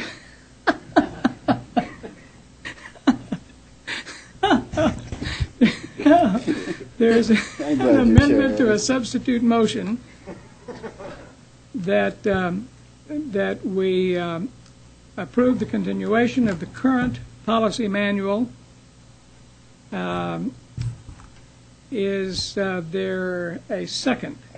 Mr. Sarr seconds that motion. Is there discussion on the amendment? All those in favor of the amendment, please say aye. Aye. All right. There is a substitute motion that we continue. Let's see, that we, I forgot what the substitute motion was, but the substitute motion now is that we continue the current policy manual. Is there any discussion? We've already voted. Well, but we have to do this. Are we going to vote on the motion to just delete item A4 and A28? No, we are not. No, What that's been the motion substituted. before the floor is that we continue the current policy manual. That's the only motion on the floor. Any discussion? All those in favor of continuing the current policy manual, please say aye. Aye. Opposed, no. The motion carries. I would like to make a comment. We work by contracts. And when employees go to board members, instead of working through the contract, I think they jeopardize their own contracts. That's a violation of policy, and it's a violation of policy by board members to work with employees individually rather than going through a process. This is something of a shambles, and this is not the way that this district needs to operate. It's not the way the board needs to operate. Clarification? Yes. An employee cannot talk to a board member? A board member may address a board member, but our responsibility is to take that to the chancellor or to Teresa Toney, who is the ombudswoman, and let that person work with employee groups. We cannot. I agree, but they're citizens, staff are citizens, they're taxpayers, and they have a right to talk to their elected official. Yes, they do, but we have. And they should not be any repercussion if they do. I agree that there's a process. So that's why we did what we did. have to go through the process. As a board member, we direct the person back to the process, and our only job is to say, is the process working? Yes. And then if it's not working, then we surface the issue. But that never should we not allow a staff person, a citizen of this country, a citizen of Maricopa County, to not be able to talk to their elected official. I did not say that. What I said was that when anybody speaks to us, we have to refer that back to the administration, either to the chancellor or to Teresa Toney, who is our ombudswoman. And that's the person who needs to follow through on any issue. Mr. Chairman? Mr. Miranda wants to speak. I mean, just a brief comment. I think that, and we've had this issue now, or at least this issue surfaced earlier this month, and I believe it's important that both parties have some dialogue here to come to an understanding of whether there's going to be a solution or whether there's a meeting of the minds. It just seems to me like there's not been a dialogue, because we've sat on this issue now for, 2 or 3 weeks, and I believe it's very constructive for both sides of this issue to come together and decide whether there is, in fact, an issue. I think some of it may be going away just by virtue of communicating and trying to understand the specific consequences of, A4, A28, and the C section. So I believe, I'd urge very strongly that both sides get together and try to resolve their differences. Good. Mr. Chairman, members of the board, I respect and appreciate the comments that you've made. I want to refer us back, though, to remember that Cecilia stood at that mic and said, this weekend, some things came to her attention. This weekend, this was the first day that the district since this weekend was open, and we are voting today. All we've done is then, where there wasn't that opportunity, except for the board, to give them the time and respect and opportunity to have their voices heard with the chancellor and get appointments with him. If we'd already passed them, what would be the point of them trying to get with him to express what they found out this weekend? All we have done is given the chancellor the opportunity to sit down with them and work these problems out. Any other comment? All right. The next item on the agenda is a first reading, a review of the proposed language for the non-classified employee section of the Staff Policy and Procedure Manual, A29. Ms. Jackson? Mr. President, members of the board, and I'd ask perhaps some guidance from our legal counsel at this point. This was to be submitted as first read of a non-classified employment policy, part and parcel of the larger staff policy manual. If there is no staff policy manual, I'm not quite sure of the appropriateness of a non-classified employment policy. There is nothing to which it can attach. Okay. So it may be the case that we need to withdraw this item and wait for the board to hopefully approve at some point this staff policy manual and then revisit this item. Mr. Chairman, I'd like to ask Dr. Glasper how he would like this to be handled. I don't think that I have to take any action because there's nothing to append it to. I think that the item can be officially pulled by the board, or I can pull it right now. It's just a matter of sequence, but I would recommend that since we have a long agenda tonight, that I pull it and we move on. Thank you. Thank you. Mm-hmm. Okay. This is a first reading, so we've read it and we'll go on. Monitoring reports. Mr. Chairman, the Chancellor has pulled the first reading. Yeah. Okay. Actually, the board does. Yeah, the board is the one that controls the agenda, Ms. Pearson. Ms. Ms. Thompson, would you give us a monitoring report? Mr. President, members of the board, this is the budget analysis report for the first 6 months of the fiscal year. It's for the general fund, our main operating budget fund, and it is comparing budget to actuals, both in expenditures and revenues, and then also providing a point of comparison in terms of actual expenditures as a share of budget, and also actual revenues as a share of budget to prior year shares. What we continue to find, as we've found in the past, and I've reported in the past, is that our actual expenditures are on pace with the rate of actual spending in prior years, and as I've indicated before, that's something that you would expect because most of our expenditures are in payroll and benefits, and that's occurring every 2 weeks, so you'd expect a very even pattern occurring with expenditures, given that that's more than 80% of our budget. In terms of revenues, very similar. The pace of collections is on par with prior years.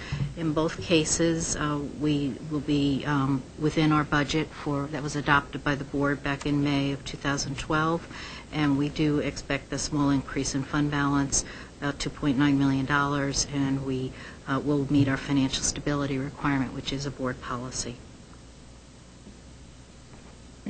The general obligation bonds?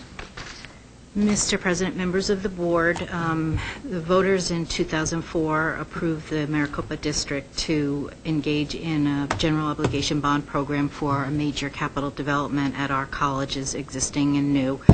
They authorized us to issue slightly more than $951 million in general obligation bonds, and we have on 4 occasions in the past issued a total of approximately $800 million of the $951 million. To date, we have about $100 million of that grand total of $800 million that is both unexpended and unencumbered, so we have dipped into all 4 of the series of bonds that were issued, the most recent occurring back in 2011. We will continue to monitor spending, but are continuing to think that we'll be looking for a bond sale later in this fiscal year, probably more towards the March through June timeframe, and that would be for the entire $151 million that remains. The next item on the agenda is a committee assignment. We have an opening on the Audit and Finance Committee, and I would like to do this. If there is a board member who would like to serve on the Audit Finance Committee, I would like to invite you to self-nominate. Is there anyone? We can do that. If anyone would like to be on that committee. But if I would there are like more to, than one, we'll have an election. I would like to nominate Randolph. You can do that. Yeah, I'll do that. Okay. Is there another nomination? Then I move nominations be closed. Okay. And to accept Mr. Lum by acclamation. Is that your motion? Yes, it is. Okay. All those in favor of the motion, please say aye. Aye. Aye. Opposed, no. Motion passed. Welcome to the Audit Committee, Mr. Lum. Thank you. Good. Community linkage, governing board reports, Mr. Lum. I'd like to maybe say this at the ASBA report, but I attended the Arizona School Board report with 2 other board members, with Dana and Doyle, and I was fortunate to have the opportunity to be part of the nomination for the Hispanic Native American School Board members, and we put a slate of officers together, and it was the meeting was well attended, and they elected new officers, and I'm proud that the organization is still going. The information from the Arizona School Board Association, I think, is invaluable. The contacts meeting with other school board members and discussing how we relate, learning about their issues and the common cores that they're facing and dealing with, and so I had a good time meeting with them, and that's all I have to report. Okay. Mr. Miranda? Yes. Well, our first meeting, and thank you for the opportunity. First of all, I think I'd like to thank everyone who made this thing possible in terms of my election to the board. It's sort of been my dream to serve on this board for some time now. I don't know if some of you are aware of it, but I ran back in as a young graduate of the ASU Law School. In 1982, I ran against Don Campbell and lost by 1,500 votes out of 25,000. And I always told Don, when you're ready to leave, Don, I'd certainly like the opportunity to serve. So I'm here now, and Don remains a good friend, and I respect his work on this board, and I hope to continue in his footsteps.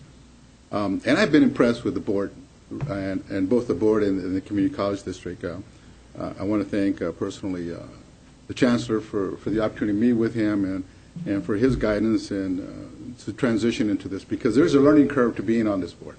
And I know all of you that have been here, plenty of meetings, understand that. But I consider the board to be an excellent board, very diverse, comes from all aspects, both socioeconomically, and I hope to add my part to them. And I've been very well received, and I think this board is a very healthy board, and I think it'll continue to grow. The staff has been incredible.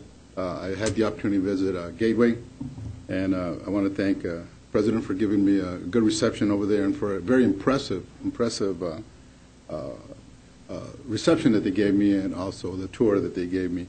I will be visiting Estrella Community College, or Estrella Mountain Community College, on Thursday, I believe, and I hope to set up visits to all the community colleges. The holidays kind of set this thing back a little bit.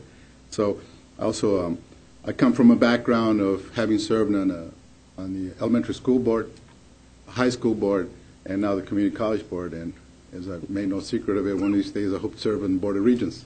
But I do have a passion for education. And President Doyle, we've met, and I appreciate your guidance, and I certainly will lean on your shoulders as well as the others to try to make my way through this board and the work that we have to do. I think, finally, on a note, I served in the legislature for 8 years, and I can tell you that more than any other year, this is the year that the community colleges can come to the forefront. It's interesting that we have two education committees at the state legislature in the House this year. We have one called K-12 and one that's called Higher Education and Workforce Development. The key words for me was workforce development. At no other time in the time that I followed the community colleges have I ever seen the focus put on workforce development that we're seeing now, both from the governor's office all the way down to the legislature. And that puts a burden on the community college system, I think. The words such as seamless education, STEM, Common Core, and of course the governor's announcement of the performance-based education approach to funding education. So anyway, I hope to bring something to the board, and I'm listening. I'm a big listener, and I reach out to all the groups out here that would like to set up a time to talk to me. I'm available, and thank you, Mr. President. Appreciate it.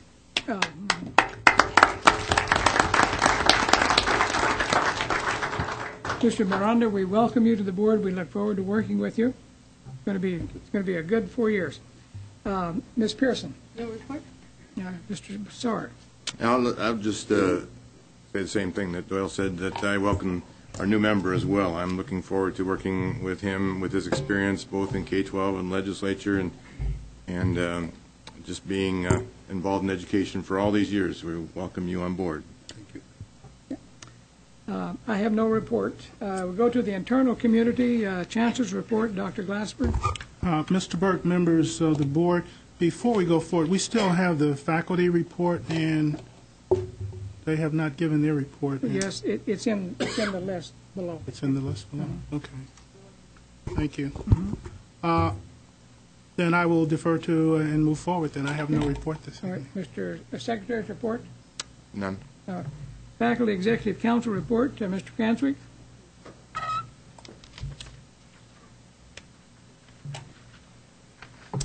Good evening, President Burke, members of the Governing Board, Chancellor Glasper, members of CEC, and guests. Thank you, Chancellor, for thinking of us. I appreciate that. And I have to admit, this is a new place in the agenda for us, so I got all excited when you started talking about moving some people up in the agenda, Ms. Pearson. Wake you up? Those hopes were dashed, though. So I did move you up. I didn't give a report. You did. You speeded it up, and I appreciate that. Thank you. Along the lines of what we've already done a few months over the last few months, the Faculty Association is going to use this time to provide you with a look at how some faculty are trying to help achieve the ends statements of the Governing Board and the steps that they are taking to promote student success at the colleges. To Tonight it's my privilege to introduce two faculty members from my home college of Mesa Community College, Dr. Jeff Andalora, who is the chair of the English department, and Dr. Mike Calloway, who is the writing program administrator. Jeff and Mike's presentation tonight will better acquaint you with MCC's Community College Accelerated Learning Program for Developmental Writers, which ties in nicely with the governing board's developmental education goals. So I will turn it over to Jeff, assuming they're still here, Jeffrey and Mike. President Burke, members of the board, Chancellor Glasper, members of CEC, guests, and Harold, thanks for this opportunity to talk about a program that we're piloting at MCC to help developmental writers succeed, a program that we feel holds considerable promise. So before getting into the specifics of the program, I want to tell you how I found out about it and my initial skepticism. 2 summers ago, I attended the League for Innovation Summit at the Biltmore in Phoenix with a team from our college. And that very first morning, we sat around the table, drinking our coffee and talking and looking through the meeting agenda, the summit agenda. And Dr. Pond pointed out to me a session on developmental writers and said, you should go to this. And he was right, I should have. I was excited to see something that pertained to my discipline at the League conference. So when I read the program description, I was surprised that the Baltimore County Community College, where this program originated, boasted that students who went through their program succeeded at twice the rate and half the time. Wow. Now, I don't know if anyone in here has ever taught college writing or developmental writing, but if you had, I dare say you would have met that claim with curiosity, intrigue, but a healthy dose of skepticism too, as did I. So I went to that session, and about half an hour into it, I realized that all the skepticism that I had felt had melted away, and I was thinking, this could work. And by the end of the session, I was sold. I had introduced myself to Bill Miller, the presenter from Baltimore County.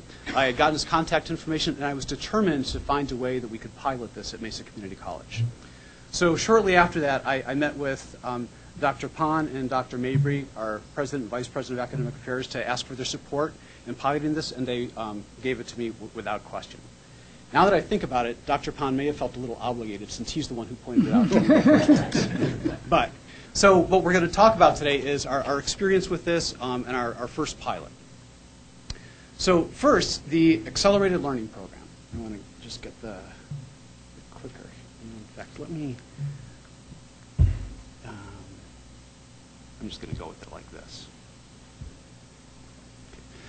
Okay. What I think is brilliant about the program is that it makes use of a number of tried and true strategies for helping developmental writers. The first of which is mainstreaming developmental writers in with those who test into college level writing. It develops a cohort of English 091 and 101 students into a learning community. There's small class size, individualized instruction, and perhaps most significant is that it reduces the number of exit points in the sequence.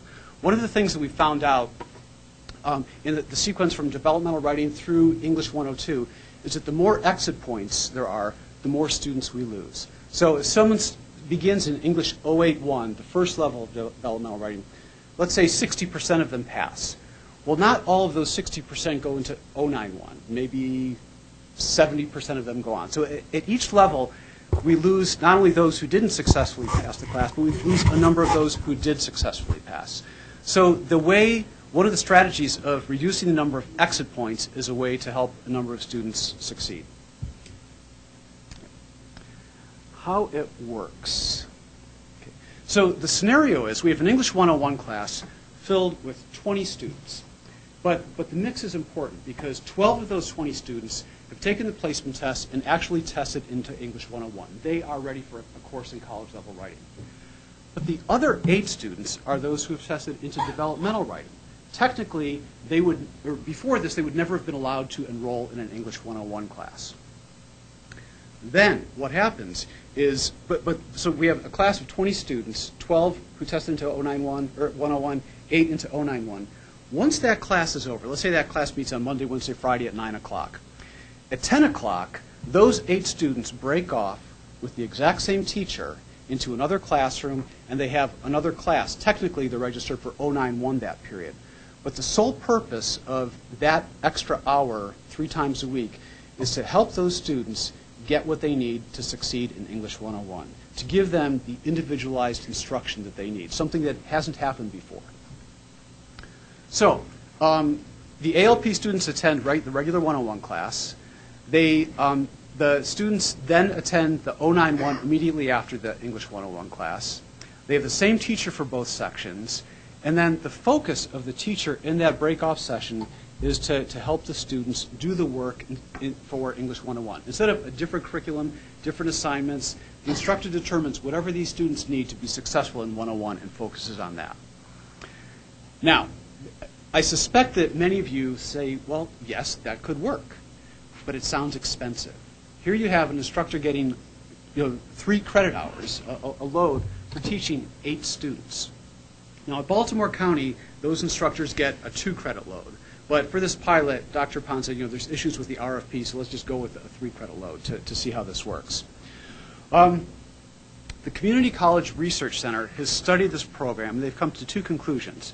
First, that it is effective. They say that participating in the ALP is associated with substantially better outcomes in terms of English 101 completion and English 102 completion. And they also identified that the percentage of students who actually see the sequence through to completion of English 102 is significantly greater for those students who have gone through the ALP program. Now, the cost, and this is where it gets beyond me a little bit as an English faculty member. But they've determined that the ALP provides a substantially more cost-effective route for students to pass the English 101 and 102 sequence, and that the benefits of ALP are more than double the cost. I think part of this is because students complete in much less time, so they're not repeating and repeating and repeating classes. We're not finding the students who take English 091 5 times.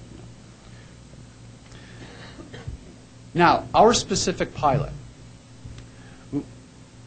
Well, that's not quite the part that I needed here, so I'm going to scroll up. Okay. For our pilot, we decided to target those students who tested into the high range of English 091.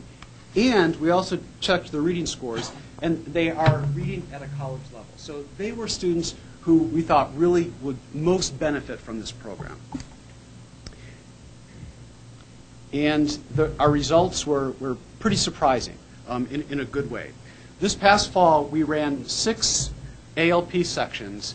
We had 36 students enrolled, and 27 of those students passed English 101 and English 091 and English 101 with a grade of C or better in one semester. Now, we compared that with the previous fall, where students took 091 in the fall, and then those same students who began 091, how many of them completed English 101 at the end of the spring semester? And that was only 30%. So there's a huge difference. Now, to be fair, this is probably not data that we want to bank on, because in that initial cohort, or those that began in 091 because they tested into 091, who were not part of the ALP, that was all takers. Those who tested into the low level of 091, high level of 091, and had various reading scores, not all of them at the college level. But I think it warrants a look, and it does show promise. There's more work to be done with this. So now my friend and colleague Mike actually teaches some of the ALP sections, so he's going to talk a little bit about his experience. And then I know there's probably not going to be time for questions. We'll be happy if there is, but our contact information is up there should you want. Thank you, President Burke, members of the board, for allowing us to present today. And I'd just like to start by saying our department's been really rejuvenated through working with this process. We have more residential faculty teaching developmental writing. We have a departmental developmental writing committee.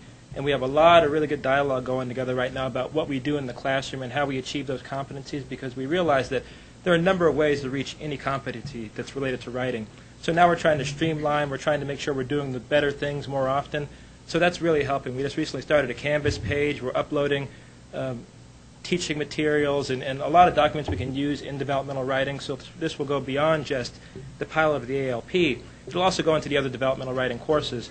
And we're hoping to build that and disseminate it out to the adjunct faculty as soon as we get that going, and also start soliciting information from the adjunct faculty, because we know those instructors also have a lot of good information about how to teach developmental writing courses.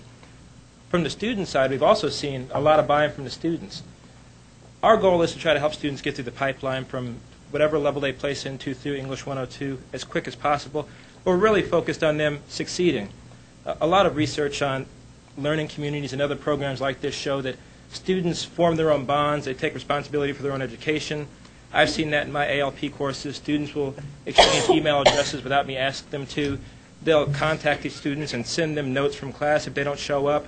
And that's really nice, and I appreciate that they do that. But our ultimate goal in our department is to make sure they're improving in their writing, and by the end of this sequence, they go from English 091 and 101 in one semester, and they can be successful in English 102. So to achieve that, we've developed a structure for that breakout section that's really dependent on the best practices of developmental writing.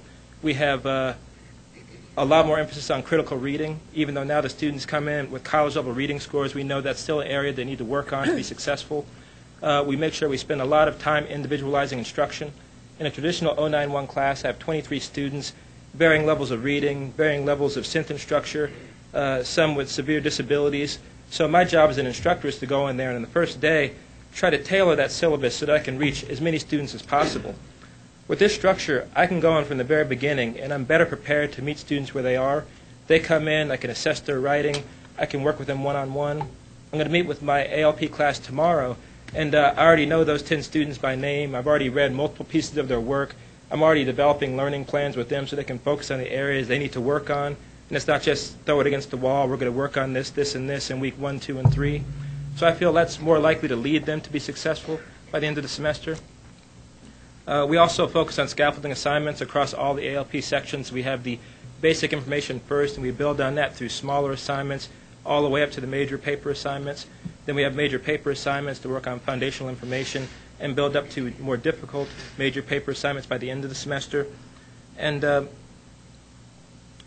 we're trying as best we can to make sure we regularize these practices, because if we have a program where everybody does a completely different thing, it's not much of a program. It's just a course sequence. So we're really trying to build a program that we can replicate throughout the 4 instructors or 5 instructors that are doing it now, and also as we can scale it up if we find it to be a successful program. To ensure that we're not just passing students through because we work with them, we're building an assessment protocol. So we have a common assignment we're going to work with, a metacognitive piece where students reflect on their own writing. And we chose that because assessing students' own writing is one of the competencies that's very difficult to assess in formal writing. But I find that if the metacognitive understanding of what they do and how they do it is the key piece to them being able to be successful to the next level. If they know that one of their issues is procrastination and time management, we work on that in the breakout section. If they can acknowledge that and they take responsibility for it, they're more likely to adjust to it. If they know they need to work on their sentence level structure and they need more time to do that, to come see me, to go to the writing center, they consciously acknowledge it and they write on that, they're more likely to do that in the future. So we're trying to do less of the imposing on them and working on the instructional points and the competencies and having them come to understand that they need to work on those issues. So that's the common assignment we'll use for the assessment. We're going to have it in the 091 and the 101 sections. We're going to assess the writing on a rubric based on the course competencies. And we're going to try to make sure the students are improving in their writing and not just in their appreciation for writing or that their appreciation for what MCC can offer them as an institution. Yeah. So that's a little bit of what we're doing in our department. So far, I feel like we're doing a really good job. We had some roadblocks in the beginning because we didn't have that reading placement score as a key piece, and that led to some problems. We don't want to place students in courses they can't be successful in. So now we can place the right students in the course sequence so they can benefit the most from that, and we think we'll see a lot of gains. Great. Thank you. So are they paying one tuition? They're paying for like 101/091? No, currently they're paying for the 091 section and the 101 section. Right. So they're paying for 2 courses, just as if they were taking the 2 courses separately, they're just enrolled concurrently. But it's possible for them at the end of the semester to get 101 credit. Oh, yes, they will get 101 credit if they pass English 091 and the 101. Mm-hmm. We stipulated that they have to pass the 091 section and the 101 section because we have, time-wise, my 101 meets at 9, my 091 meets at 10, and we wanted to make sure we incentivize students going to the second class, which is really the class they need, so they wouldn't just try to pass the 101 and skip the second class. So we're trying to do all we can to make sure they attend both. Great. Yes, I'd like to see where else is this being used? Is this a model that you brought in from? I know you mentioned somewhere that you got it. Yeah. Yes. And how widespread is the usage of this approach to? It originated at Baltimore County Community College, and it's growing. It's not widespread now, but Peter Adams and Bob Miller, the two people who are out proselytizing, they're presenting at conferences, not only the League for Innovation, but at 4Cs, which is the big composition conference, at the conference for the Council of Writing Program Administrators. So word is getting out, and an increasing number of colleges are trying that. I believe South Mountain may be trying it this semester. Are you presenting at the Student Success Conference this year on that program? No. Are they? Not. They are now. We will. Say yes. Yes, we are. We are officially signed up. Mike, when you described your role in the program in this class, you described it as, this, I sort of picked up on the continuity I think that's involved with it in terms of working individually with a student. So the option to this, it would be to have a tutor provide those services to you. So, but I think here what you have in this model, which I find very impressive, is the fact that you're miles ahead in terms of creating success with that student by virtue of the fact that you know him or you know her. And I think that's it's innovative. I've never really thought about it, and I've heard a lot of programs that are out there being successful, but this truly has promise to me. I think it's great. And on the link to that first website, the Accelerated Learning website, they have a link to a page that has all the colleges that are currently using this model, and it's a growing number. Every year, every semester, there are more and more schools signing on. Great. Mike, what percentage of your students are part-time and full-time? The ones that are in your 91. You mean a traditional 91 or in this particular set? This particular one. In this one, I wouldn't know for sure, but just anecdotally talking to them, I'd say it's probably about a 50-50 split. It is. Okay. That many full-time students. Yeah. And I look at it from a student perspective. If I have to stay an hour or more longer than everybody else, and yet I'm still going to get credit for that first hour and not lose the sequence moving forward, that's a big plus. It is. And last semester, there was a student who he thought that he should have tested into the college level course, as many of the students who test in the developmental think they should. So he was not excited about being in this program at the beginning. By the end of the semester, he was very happy that he joined on. He was a pretty good writer already. He just had some issues he had to work on, and I was able to help him get further in the two sections combined than he would have gotten in the 101 by itself, and he understood that also. Good. Outstanding. Great. Does this include any work? I'm sorry, Deborah, go ahead. Yeah. Well, he didn't recognize you. Oh, I didn't know. Oh. Mr. Chairman, your name is Mike? Yes. I just want to say, and you're the gentleman behind you? Jeff, I just want to say to you that you also need to be recognized in choosing Mike. I don't know of a better person you could have chosen to come and present to us tonight, and I feel like you need to be applauded for choosing him, because this program will be successful because of him in a lot of ways. His presentation, you could feel his heart for these kids. They're students, they're not kids. For me, they're kids, but that's another story. But you are part of that success, and your demeanor and your commitment and your attitude is part of that success. And so you're choosing, you as an individual have brought a lot to this program, I can tell by just your presentation and your presence. Thank you. Great. Thank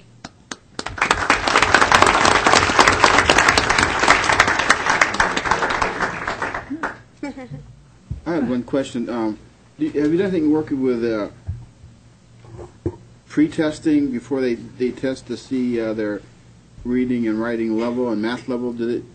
Have we structured anything where we have a workshop to pre-test them so they can, if they're writing, just like they probably would be in 101, but just for a few skills, and we could put them into 101 so they don't have to take a non-credit class. It's a good question. We're currently at Mesa. We test about 8,000 students a year, and they take the right placer for the writing placement and the AccuPlacer for the reading placement. Beyond that, we haven't done any placement testing. Generally, faculty, the very first week of classes, will do some kind of writing assessment to make sure that students are placed correctly. And occasionally there's some shuffling or juggling around then. But generally we find that students are pretty accurately placed. Thank you. Sure. Great. Thank you. Mm-hmm. Let's see, the next item on the agenda is Vice Chancellor reports. Ms. Jackson. Mr. President, members of the board, CEC members, community members, it's my pleasure to ask to come to the podium now Ms. Bianca Rodriguez and Michelle Ham to talk about recent successes that we've been able to realize as it relates to our wellness initiatives. That many of you have heard me say on a number of occasions, we have to really shift our thinking as it relates to employee benefit design and employee benefits in general, so that we can begin to celebrate employees who are making positive lifestyle behavior choices. So with that, I'd like to turn it over to these two ladies. Good evening, Mr. President, members of the board, Dr. Glasper, and thank you, Vice Chancellor Jackson. So we are here today to talk a little bit more about integrating wellness with our benefits plan design. As we have seen in the recent years, and also with some things that are coming up in terms of fees that will inquire because of the Affordable Care Act, employees' health conditions. We have an aging workforce. Aging workforce obviously means more money when we talk health care. And then we also have the fact that we have about most of our conditions that we do have claims on are preventable chronic illnesses, so that we can address those as well. So as we look at those types of things, what we want to do is really look a little bit more closely on how we can better incentivize and reward employees for participating in healthy behaviors. Our proposal is to structure a positive lifestyle incentives into our benefit plan design.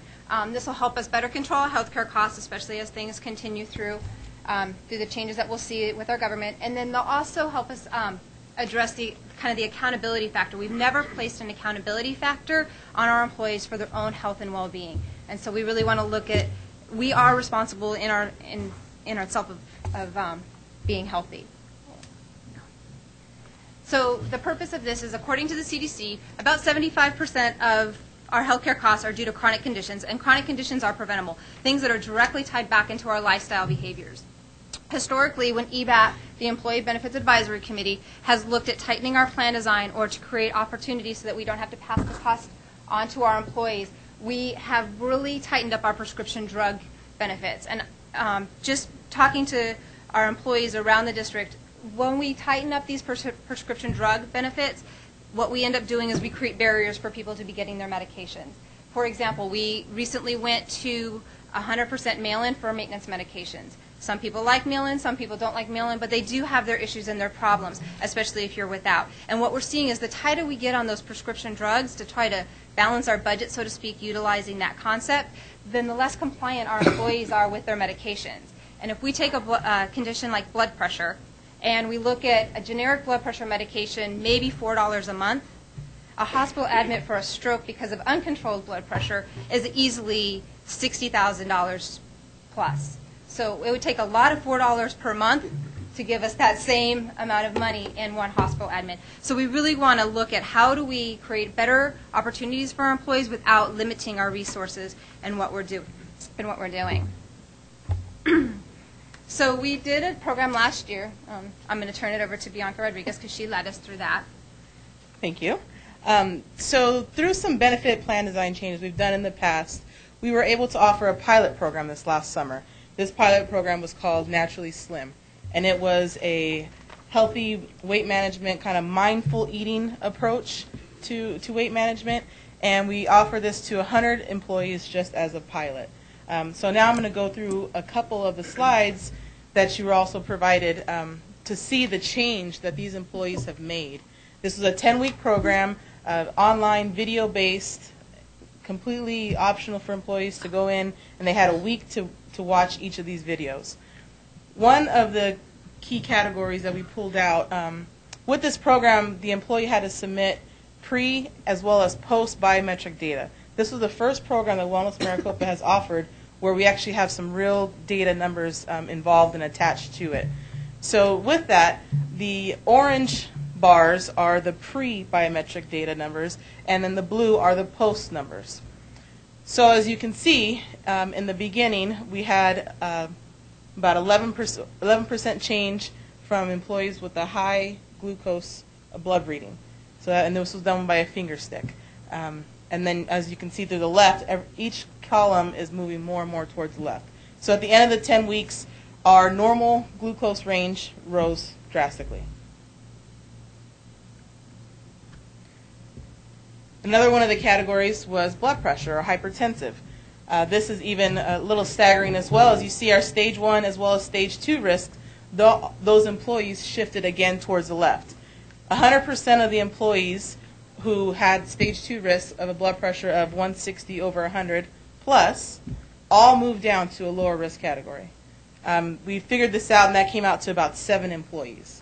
So whether they moved to stage 1, they moved to pre-hypertensive, or possibly even to normal. It's staggering results within 10 weeks of implementing a program, what drastic changes can be made. The last slide we're going to show here is the obesity risk category.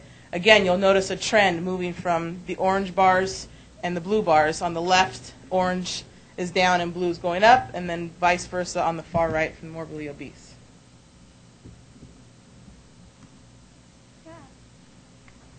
So we have a timeline of what we'd like to implement, and basically what we're looking at shifting in our plan design is creating incentives for our employees that engage in healthy behaviors. So for starters, we'll look at being tobacco-free. Last year we went to become a tobacco-free organization, so really a natural progression from that to really kind of tie back again, that behavior change is to create a tobacco-free living incentive. So employees that are tobacco-free would then, just for throwing numbers out arbitrarily speaking, might get a $10 rebate per benefit pay period off of their benefit plans, off of their, their premiums, which would be about a $20 a month savings for the employee that chooses to become tobacco-free or is tobacco-free. And then the other one would just be getting the health risk assessments done. And so health risk assessments we do every spring at all of our colleges, and this is where we look at that biometric data. So their glucose, their cholesterol, their blood pressure, their BMI. We look at that information, and all the employee would have to do is merely get that test done either at their doctor's office, through one of the retail clinics, because we're working on partnerships with our retail clinics, or at our health risk assessments at the colleges, and then for that, then they would then get an incentive rebate again for those. And the point behind just getting them to do the HRA and not really rewarding the biometric numbers at this point was to create that mindfulness around what their present health behaviors are and how that's reflected in their biometric data and what does that indicate for risk. And then that way, as Wellness Maricopa, we can better formulate programs and program design within what we do to meet those needs. So if we can meet the needs of what our population needs, make sure we're educating them, creating that awareness around those behaviors, then most likely the behaviors will follow, the risks will drop, and then we'll become a healthier workforce. So that just kind of summarizes those pieces. When we look at those results, we know that we're going to see a reduction in healthcare costs. Now, the reduction won't come the first year, probably not the second year. Usually with information like this, it takes about 3 to 5 years before we actually see those trends occur. But when they occur, we're also creating a better workforce. We're increasing and improving productivity and engagement of our employees. And with this last program that I was just mentioning, Naturally Slim, all the participants also completed a survey at the end. And one of the questions was on their self-confidence and their energy level. With both of those questions, there was over 75% employees that said that it increased. So it went from somewhat drastic or completely increased, and that shows to our productivity and engagement. We also will see a reduction in absenteeism. Obviously, if an employee is healthier, they're going to be coming to work more than they'll be calling in sick. And then we'll see a reduction in our cost for workers' comp claims. Maybe not the workers' comp claims themselves, but how much we pay on them. What we're seeing right now is that we have many employees that might get injured on the job, and they have underlying health conditions. And those underlying health conditions will impede their recovery and their return to work rate. And so if we can really look at, can we create a healthier employee? So if you have an employee, maybe they have high blood pressure, they fall down the stairs, they need to have a knee surgery because of their fall, but their orthopedic surgeon won't operate because the blood pressure is uncontrolled, then how much more time are they missing work and contributing to the disability claim there or the workers' comp claim? So, and then even with controlled, once they get it controlled and they have the surgery, they might take longer to heal and recover from that injury. So we really want to look at this in terms of this can really help our environment all the way around. So not just with healthcare, but also with workers' comp. And then we also want to create that healthier and happier Maricopa workforce. We spend most of our time at work, so we want to make sure that the people that we work with are healthy and they're excited to be here as well. Thank you. Thank you. Any questions? No? Yeah, here. This is, the 100 people were all people under the healthcare program that we have? Correct. And a lot of what you're talking about here is true with all of our employees, whether they're on the healthcare program or not. Are you looking at the future in terms of giving those incentives as well? Not through healthcare expense, obviously, but through other potential process? You know, we definitely want to. We just need to figure out how else do you incentivize and where do you find the financial means to incentivize those. Part of looking at premium rebates and those types of incentives is that we can, when we clump it into the paycheck and into the premium, it's not taxable. Right. So odd income. But if we were to incentivize an employee for participating in a program, which we currently do, now you might get a $25 incentive for participating and being successful in a program. It goes in as income, and so then it's taxable to the employee. So they might see $22.75. So it's just one of those things where there's got to be ways to do it, but we need to start somewhere, and this is really going to hit a big portion of our population. So I think there's only about 500 employees on a waiver. So. Well, there's always barriers to making the move. Absolutely. I know them all. I've got them memorized. Unexperienced. But my point is, what barriers do you see that could be surmounted with our help? What barriers do we see? With the board's help. I think supporting us and really trying to shift the culture. I think that's the biggest thing, is that if we can get board support for shifting our culture and really being behind moving forward and making choices that might not always feel comfortable. It doesn't always feel comfortable to say, for example, when we went tobacco-free, that wasn't necessarily a comfortable decision, but was it the right decision? Is it doing more good for our community and for the health of our employees and our students? Absolutely.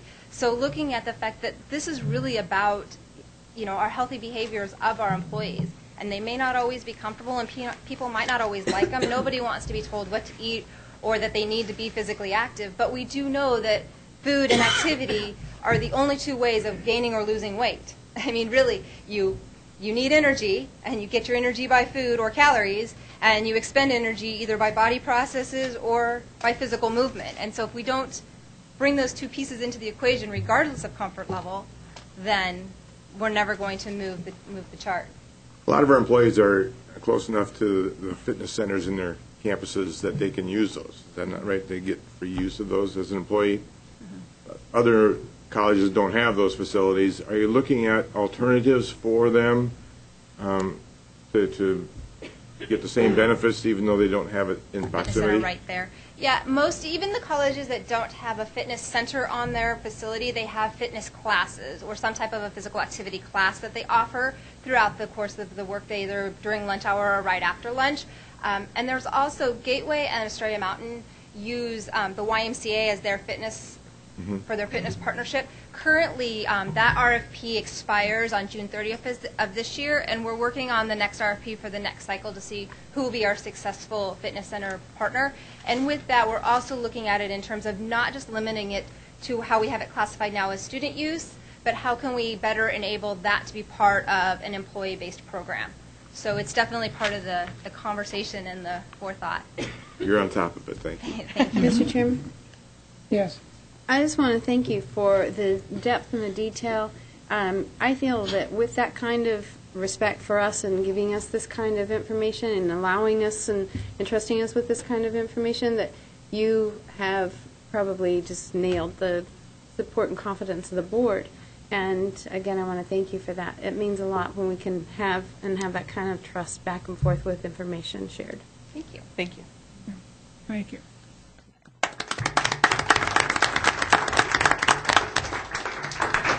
College reports, Dr. Cassandra Kakar from Phoenix College. Thank you.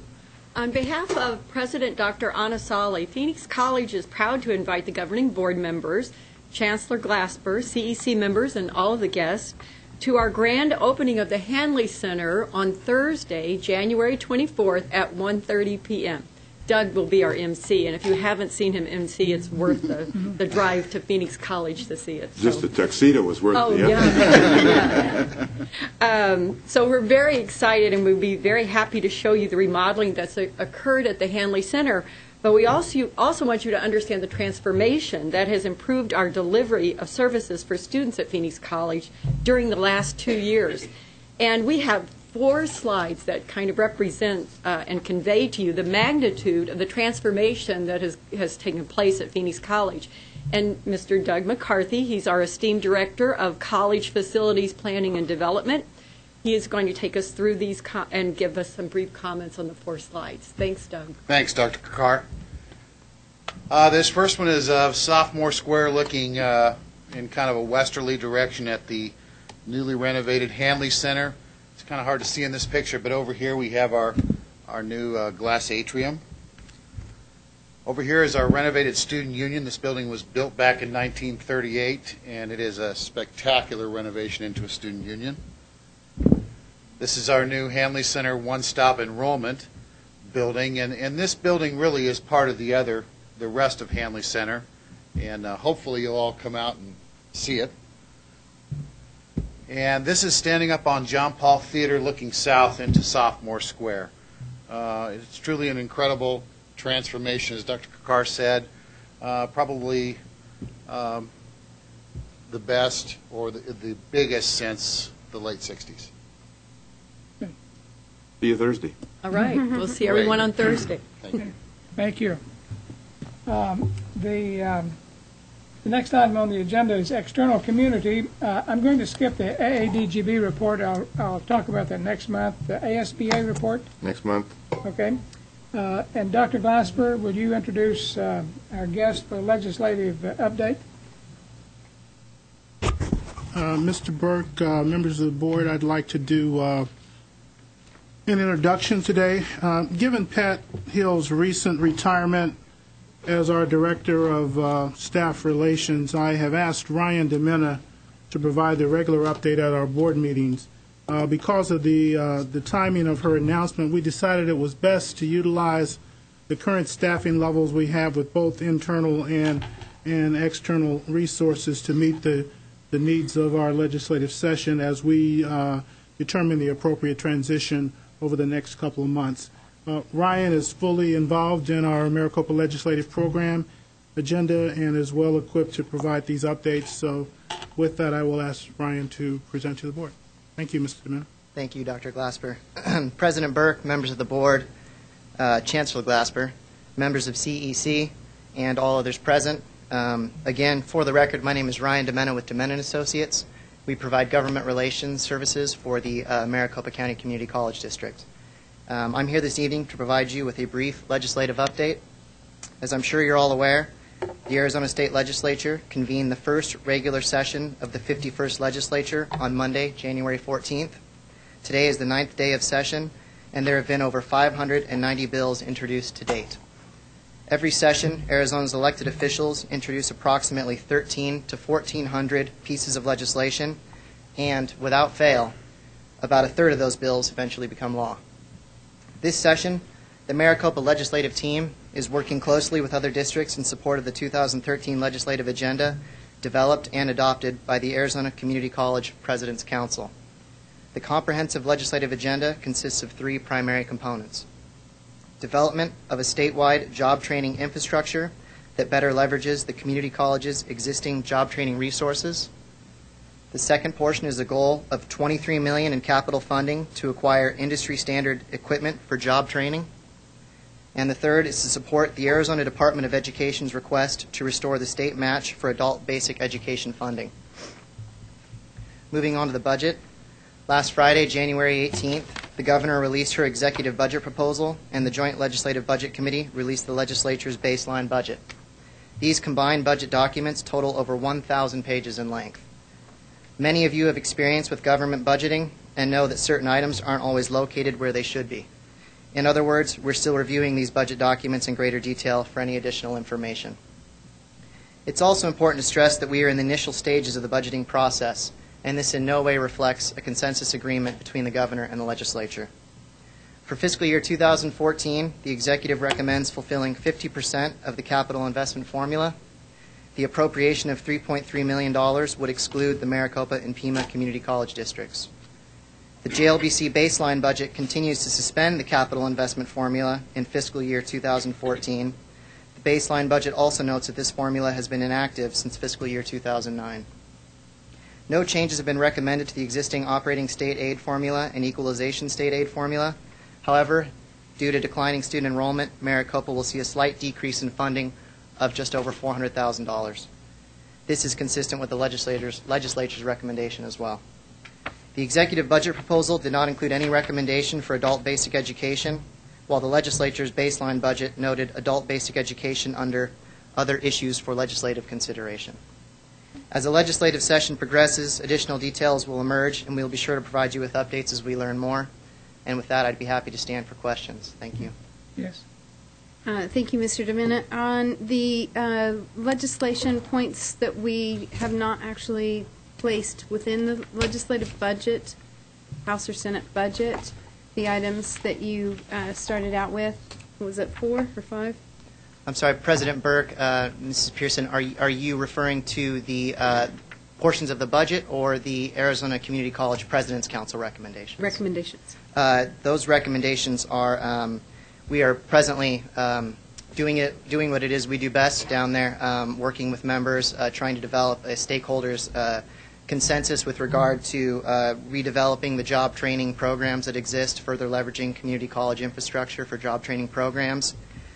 We are working with members of the Appropriations Committee to see if we can secure that goal of $23 million in capital funding, and again are working closely with the Department of Ed to see if we can't restore that adult basic education match.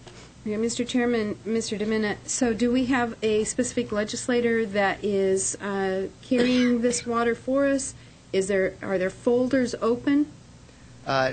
President Burke, Ms. Pearson, we do have folders open. Representative Dial, chairman of the Higher Education and Workforce Development Committee, is our champion in the legislature on this issue. He's the one that is carrying, Mr. Chairman, Mr. DeMena, he's the one carrying the folders on these? President Burke, Ms. Pearson, yes. Okay. Is it 5? What? 5? There. The recommendations. President Burke, Ms. Pearson, there are three components to the President's Council's legislative agenda. Okay, and so there's still a folder for Mr. Chairman, Mr. DeMena. They're still in folder form. They don't have bill numbers yet. I'm sorry, President Burke, Ms. Pearson. They have been introduced. The bill numbers are as follows. Sorry. We have, and these are for the time being, like as I mentioned, consensus is being built amongst the various stakeholders. For the time being, we have what I would call substantive vehicle bills available for amendment, for a striker or amendment when this consensus is developed. Those are House Bills 2213, House Bill 2214, House Bill 2215, and House Bill 2216. Okay, thank you, Mr. Chairman. Thank you, Mr. DeMena. Others? I think, Mr. President, Ryan, I think there's a lot on the plate this year at the legislature. But certainly, Mr. President, one of these days, if maybe even the next session, I certainly like to have the board entertain the possibility of opening up the whole idea of 4-year degrees in community colleges. We entertained that one time, and I think it has some promise in the future. So, I mean, it's just a discussion maybe the board would like to have in the future. No. Other questions? Thank you. Thank you, Mr. DeMena. I appreciate your patience also. Thank you. We have some, let's see, Faculty Emeritus awards, I think, from Mesa Community College and Chandler Gilbert. Is that right? Mr. President, may I approach the podium? Yes, please.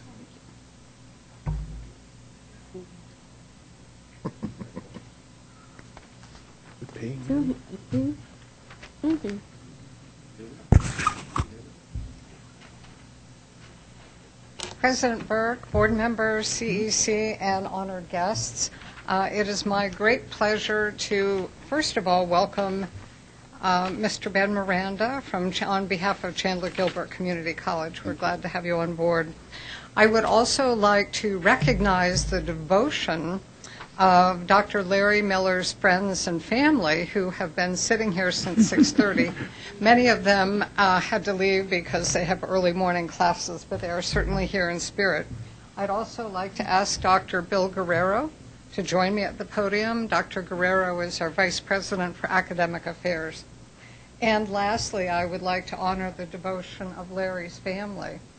In 25 years, I suspect, Larry, you have attended more than one governing board meeting, but I would guess this is probably the first time your children have. Here, Larry, would you please join us up here?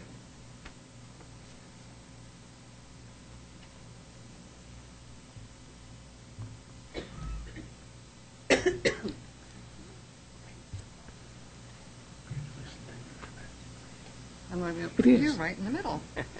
After serving 3 years as reference librarian at Glendale Community College, Dr. Larry Miller came to what was known then as Chandler Gilbert Education Center to establish its library in July 1987.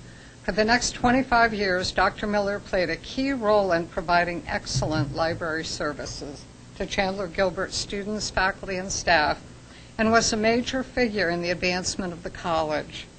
Among Dr. Miller's many accomplishments were leadership in the design and development of the 50,000 square foot Learning Resource Center at Chandler Gilbert's Pecos campus, and his personal involvement in securing traveling exhibits rarely seen at community colleges. Dr. Miller negotiated with prestigious institutions such as the Smithsonian and the United Nations to secure exhibits that attracted thousands of visitors to Chandler Gilbert's library. In addition, Dr. Miller collaborated with faculty from multiple disciplines to establish Chandler Gilbert's signature co-curricular events program known as See Your World. The distinction of faculty emeritus is fitting recognition for Dr. Miller's many contributions to Chandler Gilbert and to the Maricopa Community College District. Congratulations, Larry.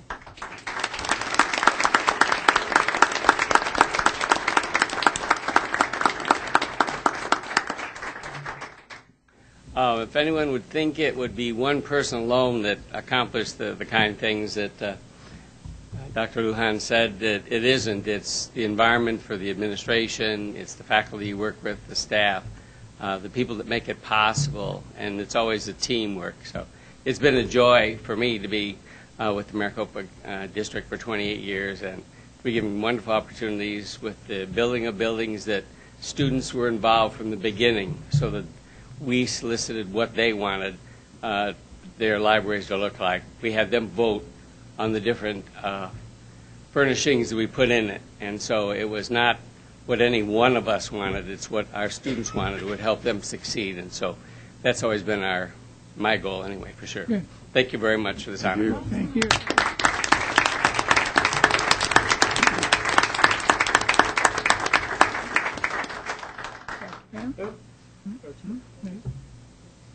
Thank you for many years of service.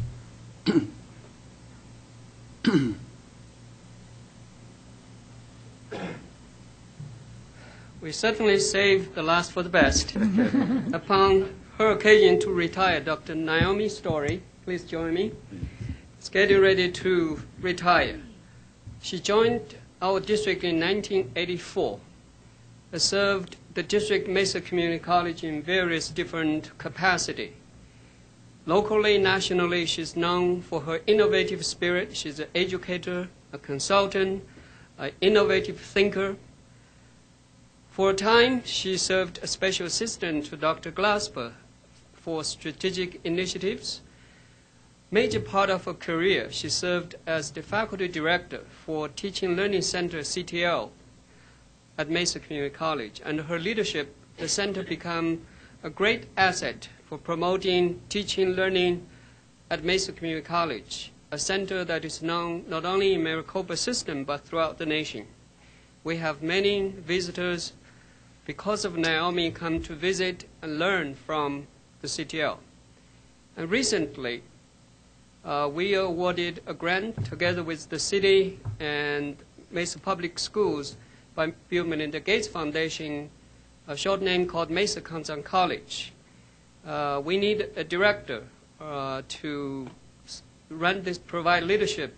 I turned to Naomi to help. She joined the group, become a leader, really pushed the innovative forward, partnership forward. Because of her, the relationship, the collaboration between the three entities has been strengthened. I want to thank you for your leadership service to the district. Congratulations for being faculty emeritus.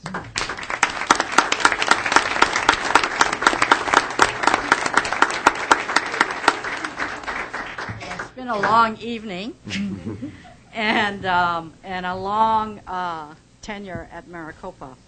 And I've enjoyed my stay, and I've really been honored to work with many of you, faculty and administrators. And I hope that you will see me as a citizen and a participant in many more events, not just at Maricopa, but across Arizona and possibly elsewhere. So thank you so much for the privilege of so many great relationships and opportunities. I think I've had the best job anyone's ever had, and I am so proud of being a faculty member at Maricopa. Thank you.